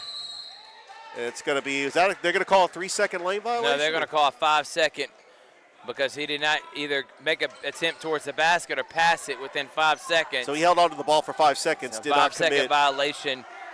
And now Russell County, who's up by 4 with 3:22. That could have been an offensive foul by Martin. Martin pushed off again, turnaround jump shot. Hey, if they're not going to call it, get away with it. And Martin on back-to-back push-offs gets himself and his team within 2. Carby Martin, he's that type of player that looks like he could take over a game with that jumper. And then the steal going the other way, but Russell County gets it right back. And another steal. Back-to-back steals for Carby Martin. And timeout. Coach Royal Maxey, he'll take a 30-second, and we'll take one, too. It's Strip Barringer, Richard Holdridge, Georgia, Alabama Sports Live. County leads Coweta. Coweta. Is it Coweta or Coweta? I believe it's Coweta. I think we're just giving our best guess. It's Tripp and Rich on Georgia, Alabama Sports Live.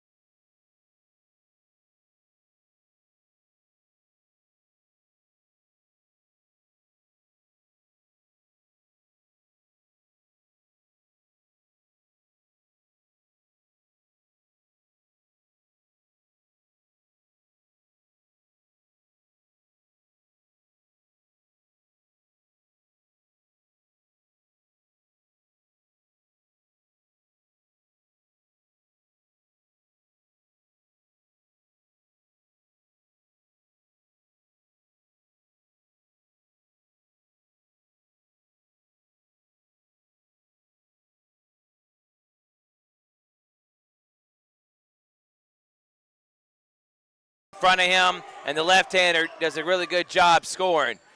And he's got 3 steals, too. Yeah. Horace, the middle, Littleton, Upshaw pump fakes. Upshaw pulls up from 15 feet and misses.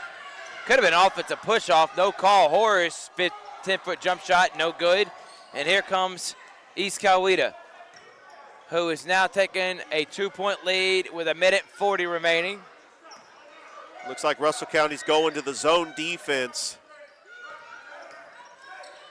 Pull up. Short. Partially blocked by Upshaw. Martin for 3. No good. Rebound Littleton. Littleton doing what you've been preaching on and crying for, Richard, which is slow the game down. East Coweta likes running. Littleton. Nice pass, and Yancey underneath the basket lays it in. Good drive and kick from Littleton, finding the open Yancey underneath the basket, and we're tied at 25. Wild shot. Could have been an offensive charge. Could have been a block. No call. Dunk! And an alley-oop to Quez Williams from Carby Martin. Nice assist TJ by Martin. Upshaw. What a move by him. Misses. Indians got it. Martin behind the back. Martin all the way and finishes. Unorthodox. A little bit sloppy, but effective. And Carby Martin, the left-hander's having himself a great first half. The leading scorer for both teams at 14. Horace, step back. 15. 14 I really like is Carby Tim Littleton. Martin's game. I though. do too. He's an all-around offensive player. And they're going to hold for the last shot. Coweta. I don't know who he was throwing it to, but almost a turnover. Ball on the floor. 5 seconds. Upshaw doesn't realize. Now he looks at it. It's going to pull up, and Oh, it's going to that counts. lay an egg off the back of the rim and goes right in, drops in. And at the end of the first half, Richards, Russell County Warriors. Wow. That was a 4-point swing. Yeah. But the fact that they got that and TJ Upshaw was out to get that shot off at the buzzer, they're only down by 2. East Coweta did a good job closing out that quarter, but Russell County finished only to cut it to 2 at the half. So we're going to take a quick break. Ronnie Battle's team down by 2 here on Georgia Alabama Sports Live coverage of the 10th annual George Williams Thanksgiving Classic. We will be back after this.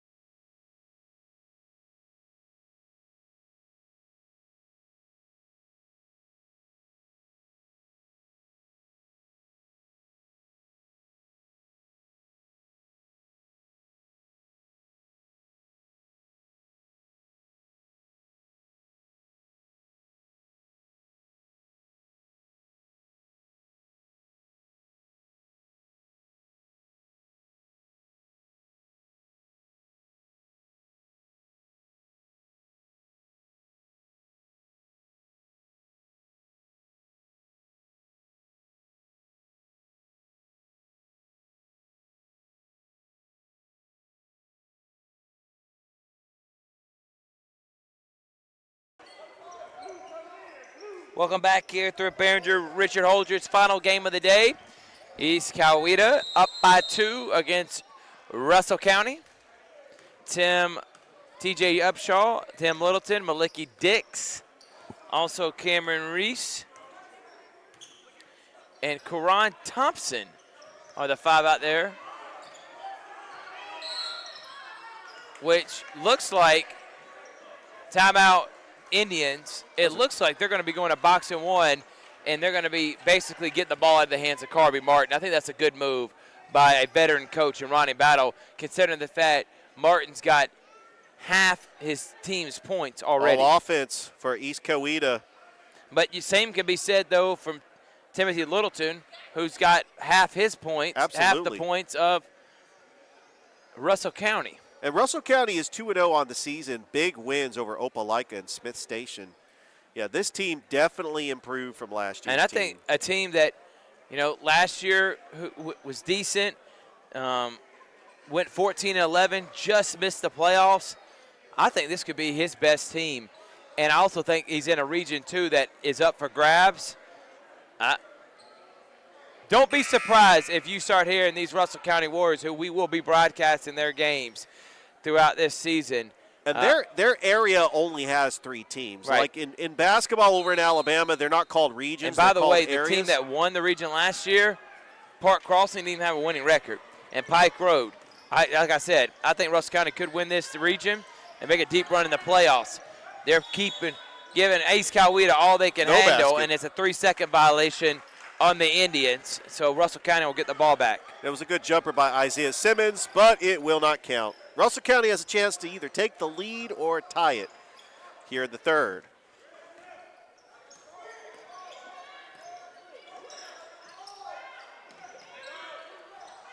Good ball movement by Russell County. Down to Dix. Dix, turnaround, block, rebound. Cameron Reese blocked. It's going to stay right here with Russell County.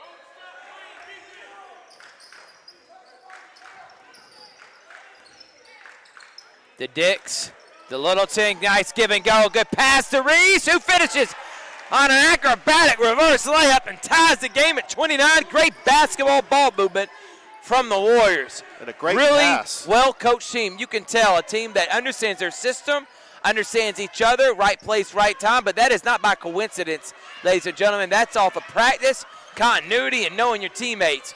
Three-pointer up, no good. Dix doesn't get the rebound. And the Indians, almost a steal. Battle for it. Thompson, jump ball. Warriors are going to get it back. With a chance to retake the lead. They had a lead as much as 7 early on in the game. And if they just play their game, they could try to take this lead and try to build that momentum in the second half.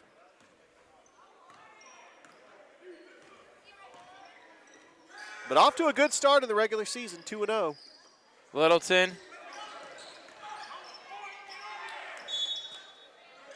Ball goes out of bounds. It was a good try by Cameron Green, but it hit the line. I love it when the players will sacrifice their body to go dive for loose balls. And you love seeing that. That reminds me of myself.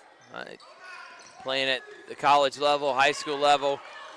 Give your all and lay your body on the line for your team, and give your team a chance to win. But nice job by Quez Williams, and Indians back up by Dose. Littleton gets bodied, definitely a foul. East Coweta, a 7A school out of Noonan, Georgia. Some of the other schools in Noonan include Northgate, which we're playing LaGrange tonight. I'm trying to get a score update on that game as well. You got Noonan. You got Heritage, which is a GIAA school. Pacelli plays Heritage. They're a school up in Noonan. Yep, they're actually rivals. Big-time rivals, yes.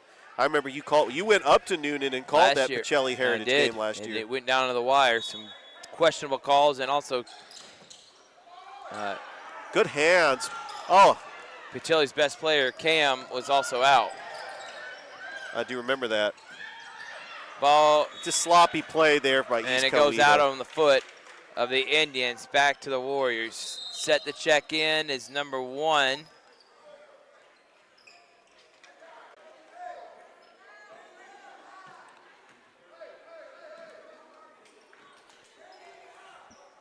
Roberts.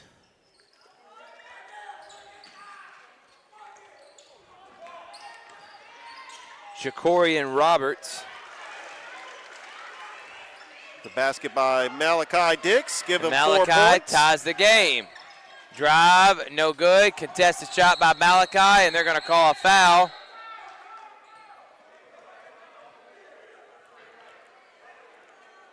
But I like the aggressiveness, the physicality. Russell County just not giving up on the play.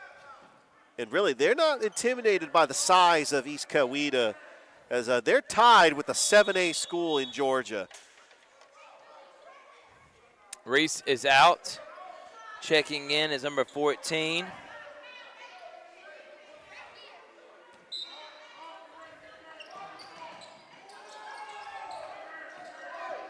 Brown.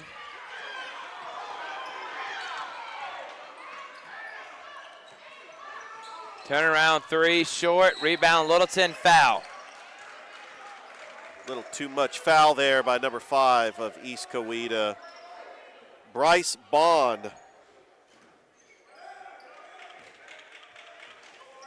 Got to watch out for those fouls because you don't want to get into foul trouble and put Russell County on the line for the bonus.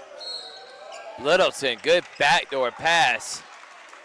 Timothy Littleton, I've been impressed with his passing, his court vision, his scoring. I mean, he's really been an overall all-around player for the Russell County Warriors.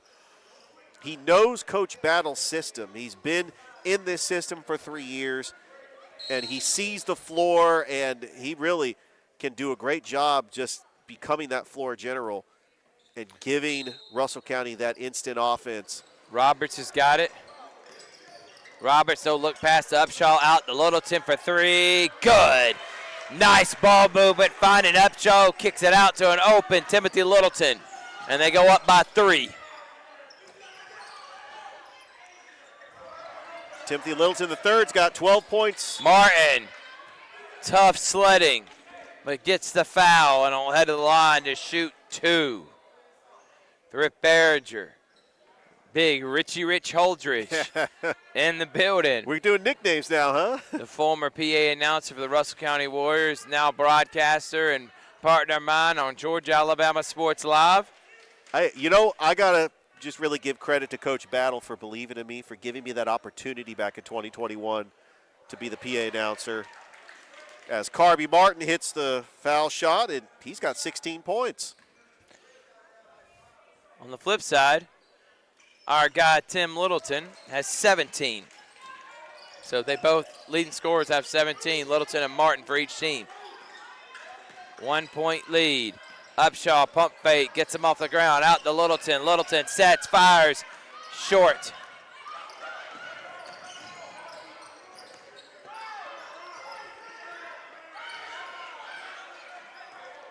Russell County going to the zone defense. East Coweta is going to try to create space. Now they go to man-to-man, switching man-to-man defense. Good job. And they're going to call a traveling violation. And that switch right there forced the turnover. It goes good back job to by Russell Littleton County. coming, stepping up, double teaming the big man. Well, that's really, when you have a floor general with court vision, you can see what offense out there East Coweta is trying to create to try to get a bucket. But in that Phoenix City, Russell County, Smith Station set of schools, obviously talent. Central's number 1. But I think Russell County, obviously, they beat Smith Station. I think they're number 2 out of all the schools in that area. No question You want to about add it. Valley in there, and nice job and score from number 12 for Russell County. Almost a steal. Martin's got it. Martin drives. Martin has it blocked. What a block. Then a foul called. Bring it down. That And was Yancey with the block. Kingston Henry on the score, but nice pass from number 14, Brown.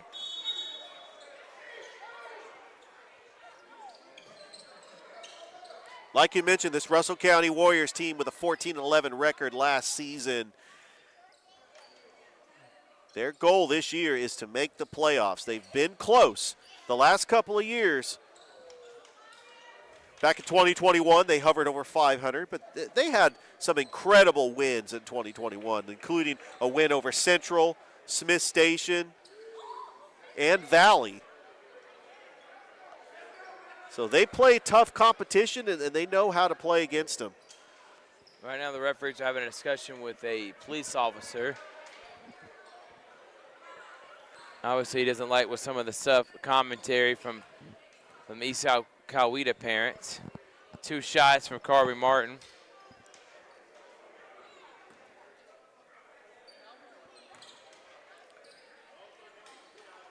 First free throw is good.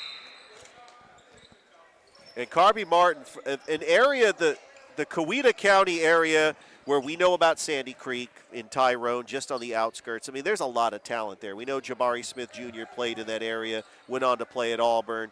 I mean, there's been some great basketball talent in that area. Martin knocks them both down, back to 1. And he's got 19 points.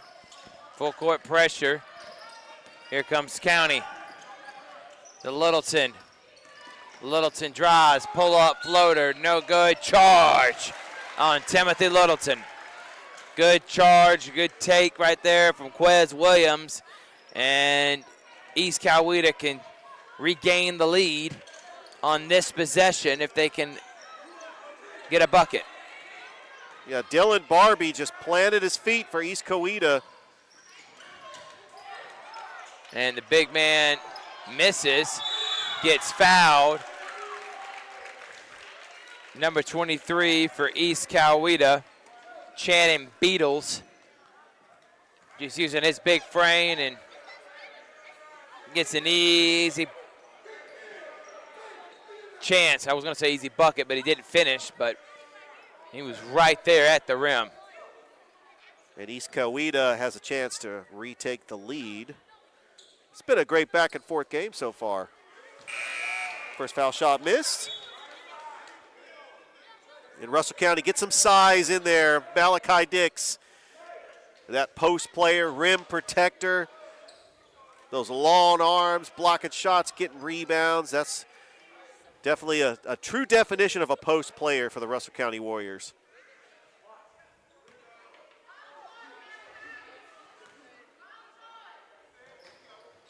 Misses both. Wow, missed both. And going up and skying for the rebound is number 0 for Russell County. That would be Yancey. Who is Yancey? Turn around, Littleton, doesn't go in, rebound Brown. Brown goes up, don't get a call. Bodies hit the floor, and here comes Beatles for the layup. And there's their first lead of the half, or first lead since half. They're up by 1. Well, Russell County, they missed out on a huge opportunity to extend the lead. After the 2 missed 3 throws by Beatles, they had a chance to make it 3-point lead or even a 4-point lead with a 3-pointer. But good defense by East Coweta. Brown, good ball movement. Blocked. What a block. Beatles drives. Beatles blocked. Hustle for the wrist ball. Timeout. East Coweta will take 1-2. Back and forth they go. 2:31 remaining. 37-36. East Coweta with the lead. Georgia Alabama Sports Live coverage of the George Williams Thanksgiving Classic. We'll be back after this.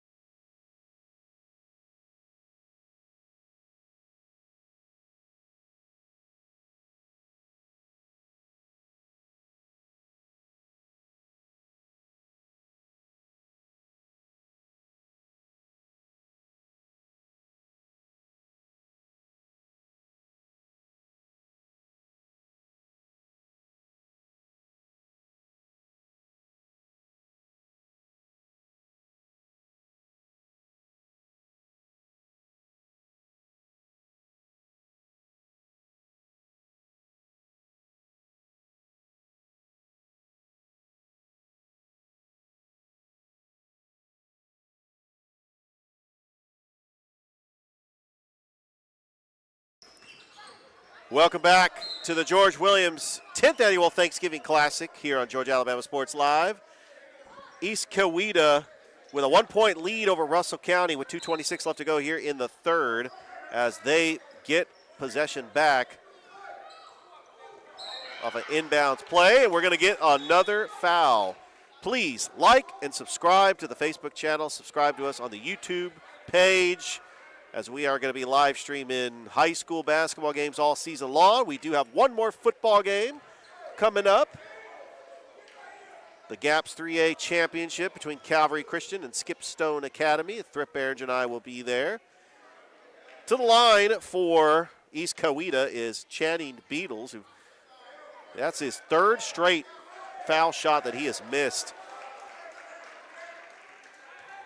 And if East Coweta could just knock down some free throws, they would have a 4-point lead right now. But they're keeping Russell County in this game, but Russell County has got to capitalize. You got Cameron Reese and Malachi Dix, the post players. And that foul shot's no good. So Russell County can take the lead here. Tim Littleton, Reese. And it looks like he walked. He'll go back to East Coweta. So Thrift, we do have a score update as Shaw defeated Harris County 75-56. A big shout out to Adam Denson for giving us that score update. Yeah, my man ASPN. Appreciate his love and support of us. Absolutely. Love Adam Denson. Nice up and under move and score. And they extended to 3. Here comes Littleton. Last 2 minutes of the third. DeHorst. Dick sets 15 feet short. Rebound. Littleton saves it to Upshaw. Upshaw Love that brings it out smartly. Effort and energy by Timothy Littleton. Block Reese. He stays with it, though.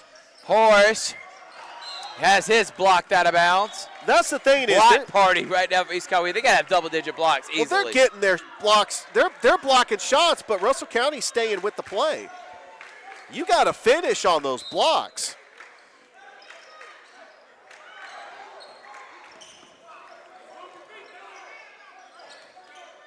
I love the ball movement from Russell County. They're just moving the ball. They're just going to try to get. Upshaw, 3-0. Shot clock violation. And it's going to go back to the Indians.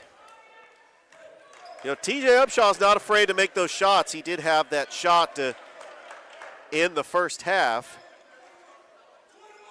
But East Coweta with a 3-point lead. Stolen by Littleton. Steal. That was a credible steal. Littleton to the rack and has it sent out of here. Carby Martin meeting him at the rim. That was all ball, too. I do like, though, that Littleton went up and tried to flush it. Maybe even get a foul call, but that was just a sensational block from Martin. That was like an unstoppable force meets a movable object. It was strength on strength. I mean, Timothy Littleton trying to go for the jam, and Carby Martin right there and gets his gloves up. And, well, we actually are going to have a foul on East Coweta. And it was, and it's going to 1F1 now. It's going to send, bonus time. That's going to send Dix the line to shoot 2. Yeah, both teams have 5 team fouls. Beetle fouled Dix right there on a loose ball foul. So if Dix can knock both these down, they can get it to within 1. Low scoring game. Defensive battle. 2-3 zone now for Russell County. Upshaw, Reese, Littleton, Dix, and number 12 for Russell County, Kingston Henry. Knockdown jump shot. 3-pointer is good, and it's 4 now. Upshaw to the rack and misses. Here comes Carby Martin. The Beetle has it tipped. Henry almost had the steal. Good pass to Beetle. Beetle almost an and one. But an excellent pass from Carby Martin.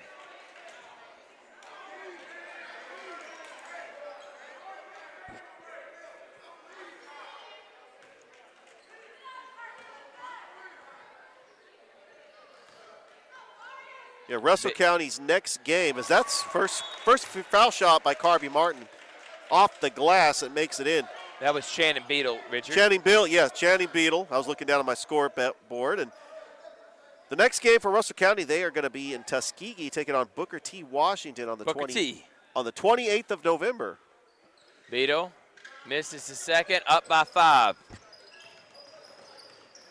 And he's able to finish the little bunny shot. Dix, bad pass, back-to-back turnovers from Russell County, and they're in trouble of being down double digits. 7-point lead for East Coweta. Russell County was up as many as 4, actually 5, but East Coweta came storming back to end the quarter, and we're going to take a break. Georgia Alabama Sports Live coverage of the George Williams St. Stephen Classic. Be back after this.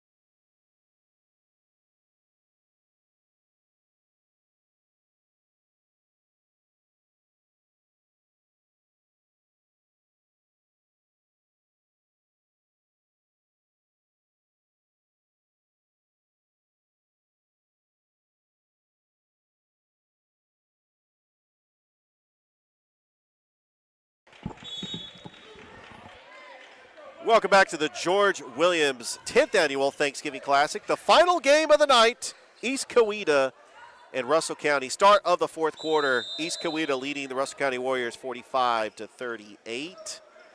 Please like and subscribe to our Facebook page. Subscribe to the YouTube channel. That's going back to Russell County. As on the break, we were getting a little bit of scoreboard update, and LaGrange leading Northgate 28-21. That's had a late tip-off, and then Smith Station got a big win today. So congratulations to the Smith Station And Panthers. here goes Carby Martin. Buckle up.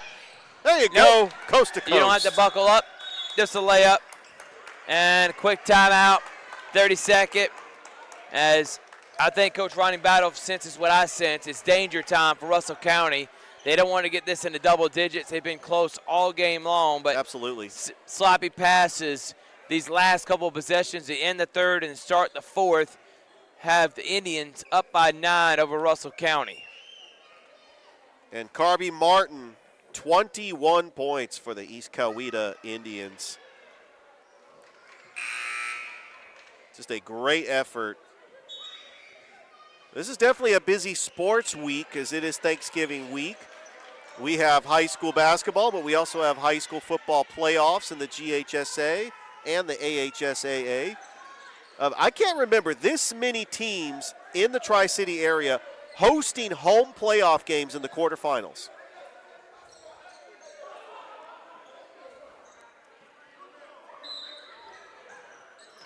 But I can't wait for that. Friday, high school game day on the campus of Calvary. Yeah, will be high school game day at 6. Kickoff at 7:30. Another turnover in Russell County. Yeah, they're getting a little sloppy here. They've got to They've just done a settle good down. job not forcing so many turnovers, but Coweta pressure's finally getting to the Warriors. Martin.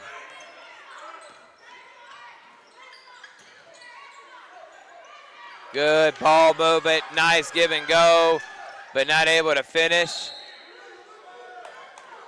Yeah, you got to finish on those rebounds. I know you want to swat it away, but you know it's going to stay with East Coweta. Russell County has just got to get a stop, and they got to get back on the floor and score quick points to try to get back in this game. That's one thing that East Coweta does well is they close out quarters.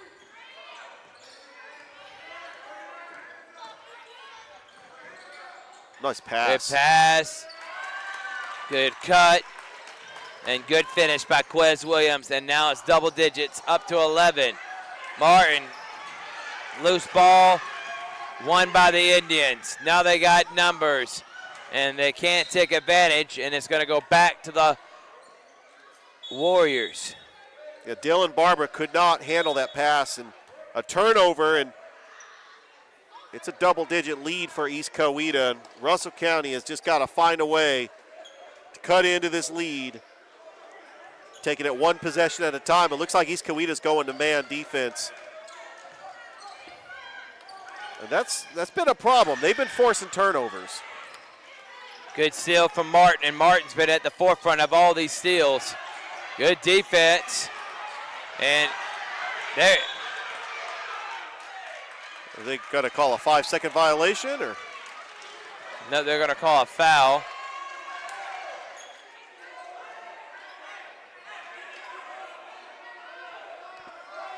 It was close. They are going to call a foul. I mean, Carby Martin does use his hands a little bit, but I think both guys were being aggressive right there. Littleton almost gets the steal.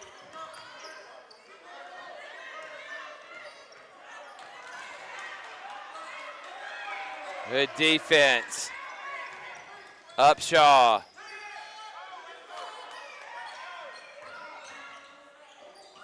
Good steal by Reese, but then dribbles off his own leg, gets hit out of the hands of an Indian player. Running out of time is Russell County. Littleton almost gets another steal. It's going to stay with East Coweta. We got an update in the third quarter. LaGrange is leading Northgate 41-31. A big shout out to Kevin Eckleberry of BTV Sports giving us the updates. Appreciate the work that he does up in Troup County. Shout out to Tom Callahan of the River Dragons. Had a good weekend last weekend. 2 wins against the Mississippi Seawolves. The home opener. Big Over win. 4,000 fans. Great job. Three-pointer. It's good. And now East Coweta is just putting it on the Warriors. They're down by 14. Reese, turnaround, jump shot, no good. And fast break, pass out of the hands of Williams, who if he would have caught it would have had an easy dunk. Got to just slow the pace down and not play East Coweta's game to try to get back into this game, as this is the largest lead of the game for the East Coweta Indians. We got some big high school football playoff games. Callaway taking on Fitzgerald. You have Carver taking on Monroe area. Jefferson and Harris County. Littleton blocked. Brookstone is on the road taking on Bullock Academy. Central taking on Mary Montgomery. And of course, we will be at Calvary Christian for Skipstone Academy and Calvary. You can catch that game on Georgia Alabama Sports Live. But right now, it is the final game of the night for the George Williams 10th Annual Thanksgiving Classic. The girls played yesterday. The boys kicked things off at 11 o'clock this morning. Brookstone got a big win over Best Academy. By the way, Tulane takes on an undefeated. Let's see if you know, Richard, put you on the spot. Who does Tulane play on Friday on ABC? By the way, Tulane ranked in the new rankings that just came out. Undefeated conference record team, by the way. They're not undefeated. Right, because they did have that one loss to Ole Miss. Who, by the way, their coach is in the vying for Texas A&M job. 5:11 remaining. Littleton going to be at the line once they get up all the sweat. Remember to watch the Georgia Alabama live show tomorrow. We'll talk about the rankings that just came out. We'll review last week's high school football slate, preview this week's games, and teams that lost last week, teams that won this week, or going to hopefully win this week. Some college basketball preview, talk a little NBA. We got Rick Beach of Kutsu Sports that covers the Harris County Tigers. We got Emmanuel Brunson, the head coach for Calvary, who plays in a state championship on Friday. And then we got Jack Patterson JP of WRBL. Love JP. On the Georgia Alabama Sports Live show. Yeah, he's been a frequent guest. We love him when he comes on. His sports knowledge and his passion for sports, just love it. Upshaw gets for the reach in. But Thrift, I got to say, with all these teams playing in the quarterfinals, I mean, we've never had this many teams in the Tri-City area playing on Thanksgiving weekend. I want to see some high school teams in the Tri-City area playing in the month of December. And I know Brooks there are Jones some. a win away from playing in the state. Calvary's a win away from being state champions. Harris County's a win away from playing in the Final Four. Central's a win away from playing in the state championship. Incredible. Am I leaving out anybody? Well, we and do have Carver one. is a win away from playing in the Final Four. We do have one team that is playing on December 1st, the Flint River Academy Wildcats. Shout out to Joe Howard. Absolutely. Undefeated Wildcats at that. Undefeated Wildcats. Wildcats. Yeah, I can't do it as good as you or Joe. No one can do it as good as Joe No, Howard. nobody can do it as good as Joe. But it's going to be at Five Star Stadium in Macon, home of Mercer University football. That's where the GIAA championships are held. 5 minutes remaining in this one. Russell County down by 12.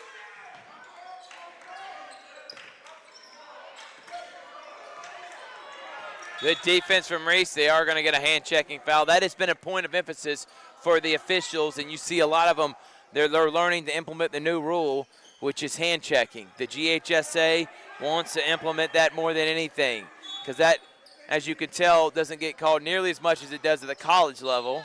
Not at all. Which, as I agree with Rick Patino, they start calling that, you get more free-flowing offensive game. You allow hand-checking. Obviously, you get teams that are more physical than others that are getting away with stuff that probably should be called, and it does have an effect on the game. It really does. When the NBA got rid of the hand-checking rule, you've had just a different style of play. I mean, you have just point guards averaging 25 points a game. Reese for three. No good. That would have been a big shot to cut it to 9. Martin, what a shot. Acrobatic. Wow. Back to the basket. Layup on the right side with his left hand. Unorthodox game, as I said, but efficient and effective. The double E's that you need to have to be a good basketball player. Efficient and effective. Is it E or A? Just put Richard on the spot right there. Carby Martin with 23 points. Going to the line is Brown for Russell County with 4:22 left to go here in this game. Thrift, I'm just excited about this weekend in sports. I mean, not only do you have great college football action, you know, the Falcons are taking on the Saints. You have the Thanksgiving games in the NFL. And for the first time ever, a Black Friday game in the NFL, Dolphins and Jets. Never before have they played an NFL game on Black Friday. Oh, that was an incredible steal. And by the way, it is E. Yancey. I wasn't going to be able to sleep tonight if I didn't make sure someone knew the difference between effective and effective. And it is a 12-point lead. They're going to call a foul on Reese. It's 4:10 remaining, 54-42. 12-point game by East Coweta. Russell County is going to have to find a way to get some defensive stops and to get some quick threes. Still plenty of time left to go. There's 4:10 left in this game. But Russell County's got to find a way to get some defensive stops.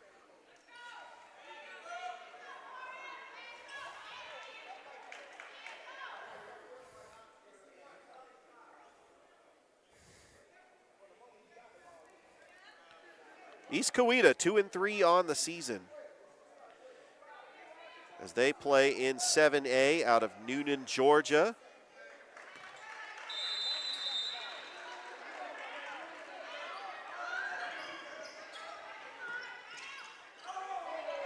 To the hands of Carby Martin.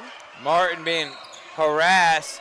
Offensive foul. Finally, they're getting Martin with that hook around. Been doing it all game. They finally call it here, but 4:05 remaining. Russell County's got to start knocking down some shots. They want to get back into this, Richard. That's the matchup I want to see. Carby Martin, Timothy Littleton III, just going at it. You know, the two scorers on both teams just battling it out defensively. You want to see your best players just shine in the brightest moments. Littleton knocks it down from the corner. That's how you do Nine-point it. game. Cut it to a Littleton. single digits. Littleton, college coaches, you're watching this young man play. He can dribble, he can facilitate, plays good defense, can rebound, and he's definitely got a pure jump shot.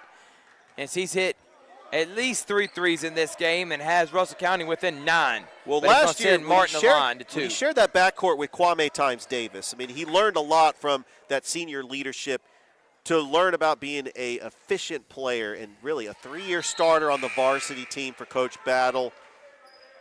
This Russell County team, they went 14-11 last year. I mean, they shown just spurts of good basketball and on the doorstep of the playoffs. And we got ourselves a good basketball player in Timothy Littleton III.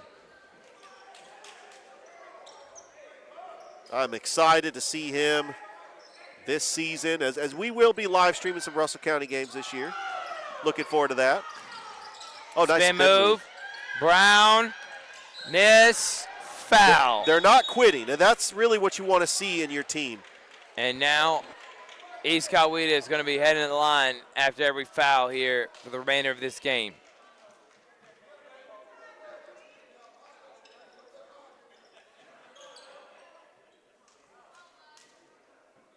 Thank you again to George Williams allowing us to broadcast this. Had a fun time here as basketball season is underway. We'll be broadcasting the Muskogee County Christmas Tournament, the Border Wars. We're going to be broadcasting 16 or 17 different high schools in the Tri-City area, including these Russell County Warriors. And we also are the home to the CVCC men's and women's basketball teams. Can't wait for that. So we'll be back in action with them next week. Thank you to Ben Hicks. Basketball season, my favorite time of year. Oh, mine too. And you'll find all the action on Georgia Alabama Sports Live. Dix gets the rebound, back-to-back misses. They're down 11. Three-pointer, no good. Long rebound, Dix, no. Williams has it for the Indians.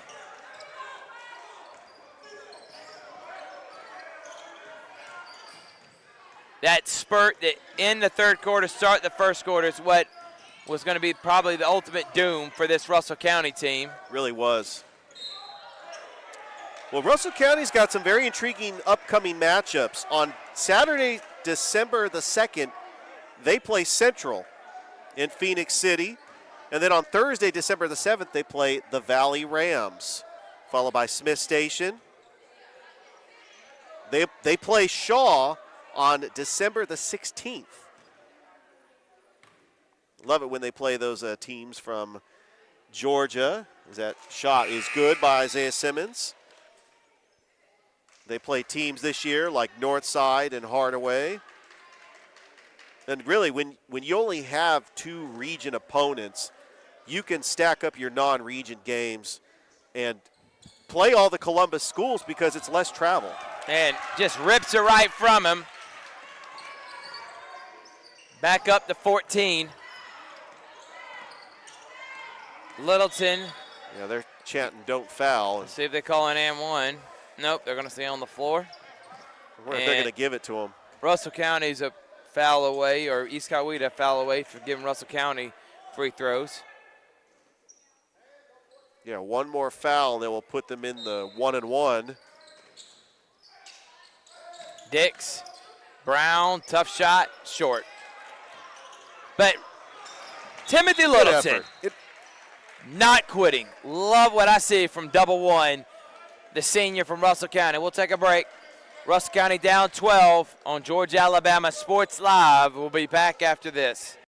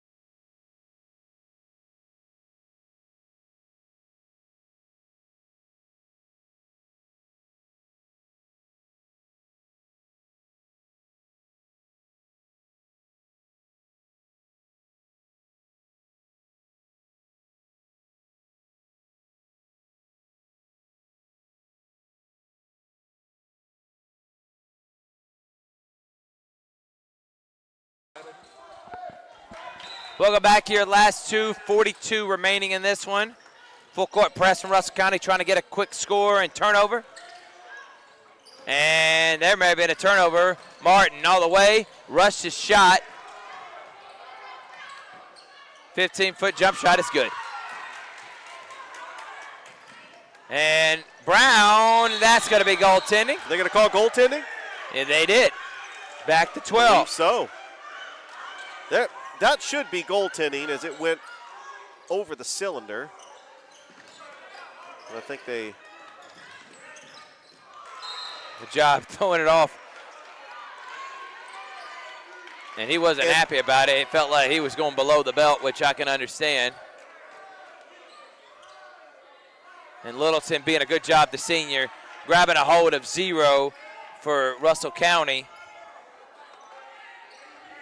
Yancey, and make sure he doesn't do anything silly right here to get himself in trouble or ejected. I understand him being frustrated, but just motion getting the best of you.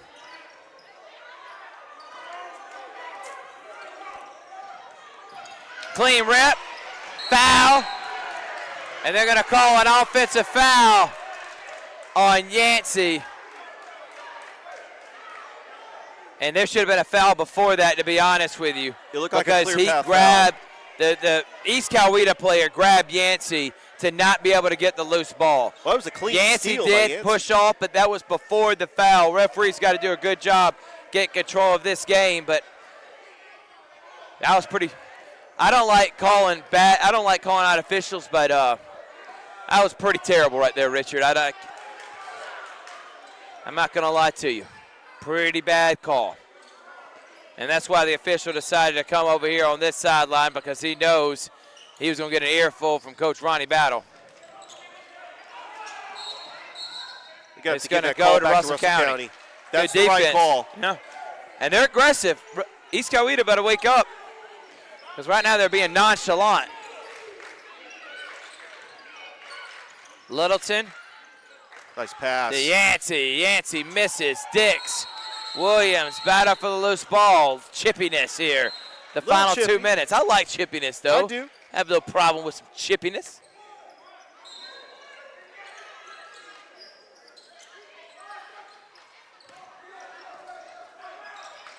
Nice pass. Yancey scores, and it's back to 10. Russell County, 2 minutes remaining. Martin almost stepped out of bounds. Travels, and there has to be a call. Yep, he walked. Too many steps.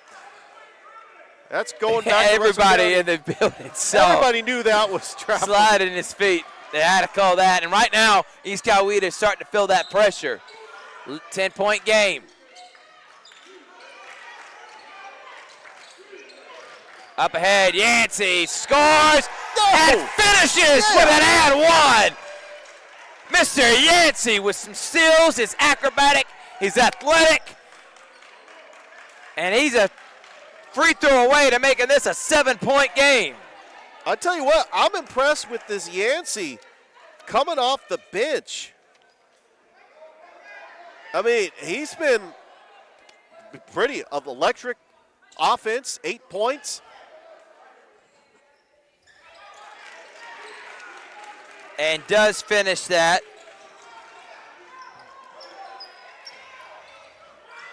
All right, 61-44. Loses the ball. Good aggressiveness. He's going to shoot a three and miss. Dix got the rebound. Littleton, numbers. They got numbers. Yancey misses. Loose ball. That would have been a big shot. And here comes East Coweta to the rack and scores. And finally the bleeding stops. That was a big Brown. bucket. Martin. East Coweta's got it. Timeout. Indians. 1:06 remaining. Very eventful last minute here. I tell you, Russell County's not giving up. That would have been a big shot if Yancey was able to finish. It would have cut it to 5. But instead, East Coweta gets it and scores. 4-point turnaround. They're up by 9. 1:06 remaining here. Really good game. And we've had really 2 really good games. Oh, we Hawks and definitely Langston have. Hughes was a good battle. And now Russell County. And East Coweta. Good way to start the basketball season high school-wise. It's our first high school game of our season. Absolutely. And I thought, you know what better way to start it than on Georgia Alabama Sports Live. We've been doing CVCC college games, but these are our first high school games, and we'll have plenty, probably close to 50 more before the season's over with. We do have a score update. 3:16 left to play up in LaGrange. They're leading Northgate 52-47. That's going to be a fun game to watch when you're up there. And of course, I have close ties to LaGrange and Troup County area.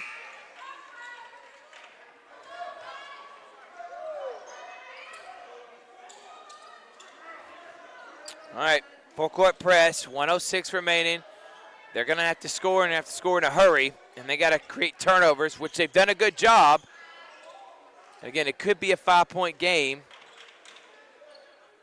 Either way, I've liked what I've seen from this Russell County team, something to hold their hat on, and I fully expect them to be region champs this year. I'm going to put that out there right now.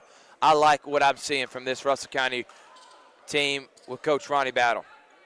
There's no question about that they have continued to improve every year, and they're looking to make the playoffs this year. East Coweta on the flip side, they didn't have a great season last year in their region. I think they're going to be much improved and back in the playoffs. But there's a turnover, and that's going to go back to Russell County. Absolutely. I mean, East Coweta, they are a 7A school. I mean, they play teams like Joseph Wheeler, and you have Campbell, that's a 7A school. I mean, you have Buford. I mean, they all could play in basketball as well. Of course, Joseph Wheeler won the state title for 7A.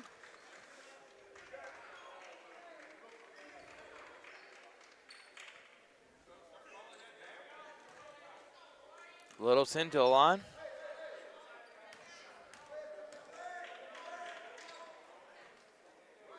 First free throw is good. 8-point game. It's going to be a foul game now. East Coweta is going to have to hit shots. Look at that. Hawks beating the Pacers. Well, actually, the half. 86 points in the first half. Wow. Jeez. That's a record. Miss. Rebound, Upshaw. Thrift, Dix. that's playing. Oh, nice pass to Malachi Dix. Dix scores, and it's a 6-point game. Clock running. Martin. Full court press. They don't have to foul. And couldn't do that but throw the ball out of his. And I like. It's a smart play. Yeah, it is. And I do like number 22 from East Coweta, Harper Rife. But obviously he's just doing too much. He's shot in threes when they needed to slow the game down. He's a really good ball player, but he's just got to slow down a little bit. When you're leading and there's 20 seconds left, why are you rushing right now?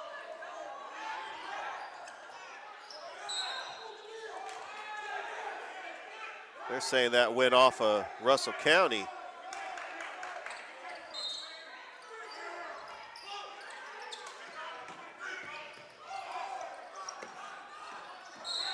And now they're going to play the foul. Fouls, and it's going to be a foul game now. Yep. Obviously, now that's going to send number 10 from East Coweta, Marcus Towns, the line to shoot to. But like I said, Harper Rife, who's knocked down shots, he's had a really good game.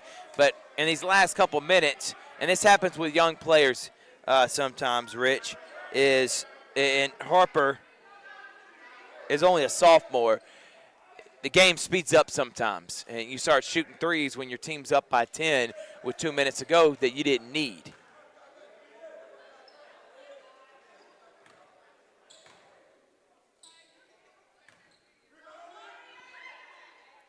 First shot is good. Huge free throw by East Coweta.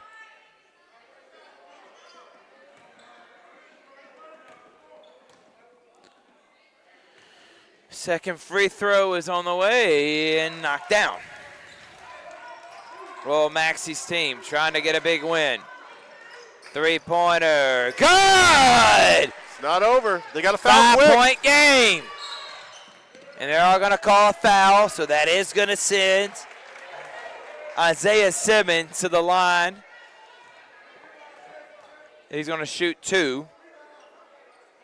12 seconds right here could feel like 10 minutes left. Yeah. I mean, Especially when it becomes a foul game. Yeah, you're playing the foul game. You're trying to get a quick score, and you're fouling quick. You're only taking maybe a second off the clock. But Russell County got it to a 5-point game. This is where Isaiah Simmons, he knocks down that clutch free throw to make it a 6-point game. This is where your star players, when it matters the most, you're at the line, and he knocks down the second free throw. Russell County's got to get a quick 3. Drive and misses. Goes out of bounds. It will say Russell County, but really good game by Russell County. They stayed with it. They kept it close. They really did. They were leading majority. They led at halftime. They were leading. Oh, they did. East Coweta was leading halftime, but they were leading for majority of the third quarter. But the last 2 minutes, turnovers. And it's a pretty defensive first quarter. It was 14-14. Littleton will shoot a 3 and hit it. He's had a great game, over really 20 has. points. And that's going to do it. Russell County wins this one 67-63. We're going to have our MVP of the game, which is Carby Martin. Great job by both teams. We'll be right back to end this broadcast on Georgia Alabama Sports Live.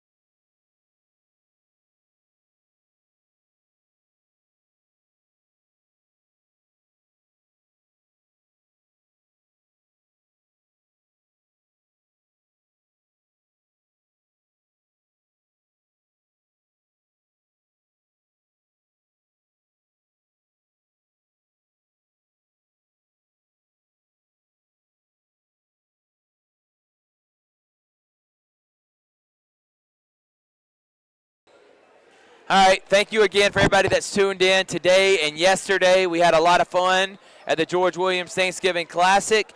We'll have the Georgia Alabama Sports Live show tomorrow on Wednesday, around 7 or 8. And then on Friday, we got High School Game Day Live from the GAPS 2A State Championship game, Calvary and Skipstone. And then we will have the kickoff at 7:30. Richard, great couple games of basketball. Great job by George Williams putting this on, the city for helping him out. We appreciate all the love and support. We'll have a fun rest of our season. It's Georgia Alabama Sports Live from Richard Holdridge. Any final thoughts, Richard, before we leave? Yeah, it's been a great last couple of days in this George Williams Thanksgiving Classic. I'm excited the high school basketball is here. Looking forward to calling many games for high school basketball right here in Georgia Alabama Sports Live. From Richard Holdridge, I'm Thrift Behringer saying good night. And we will see you tomorrow night on the Georgia Alabama Sports Live show, and Friday from the GAPS 2A Cal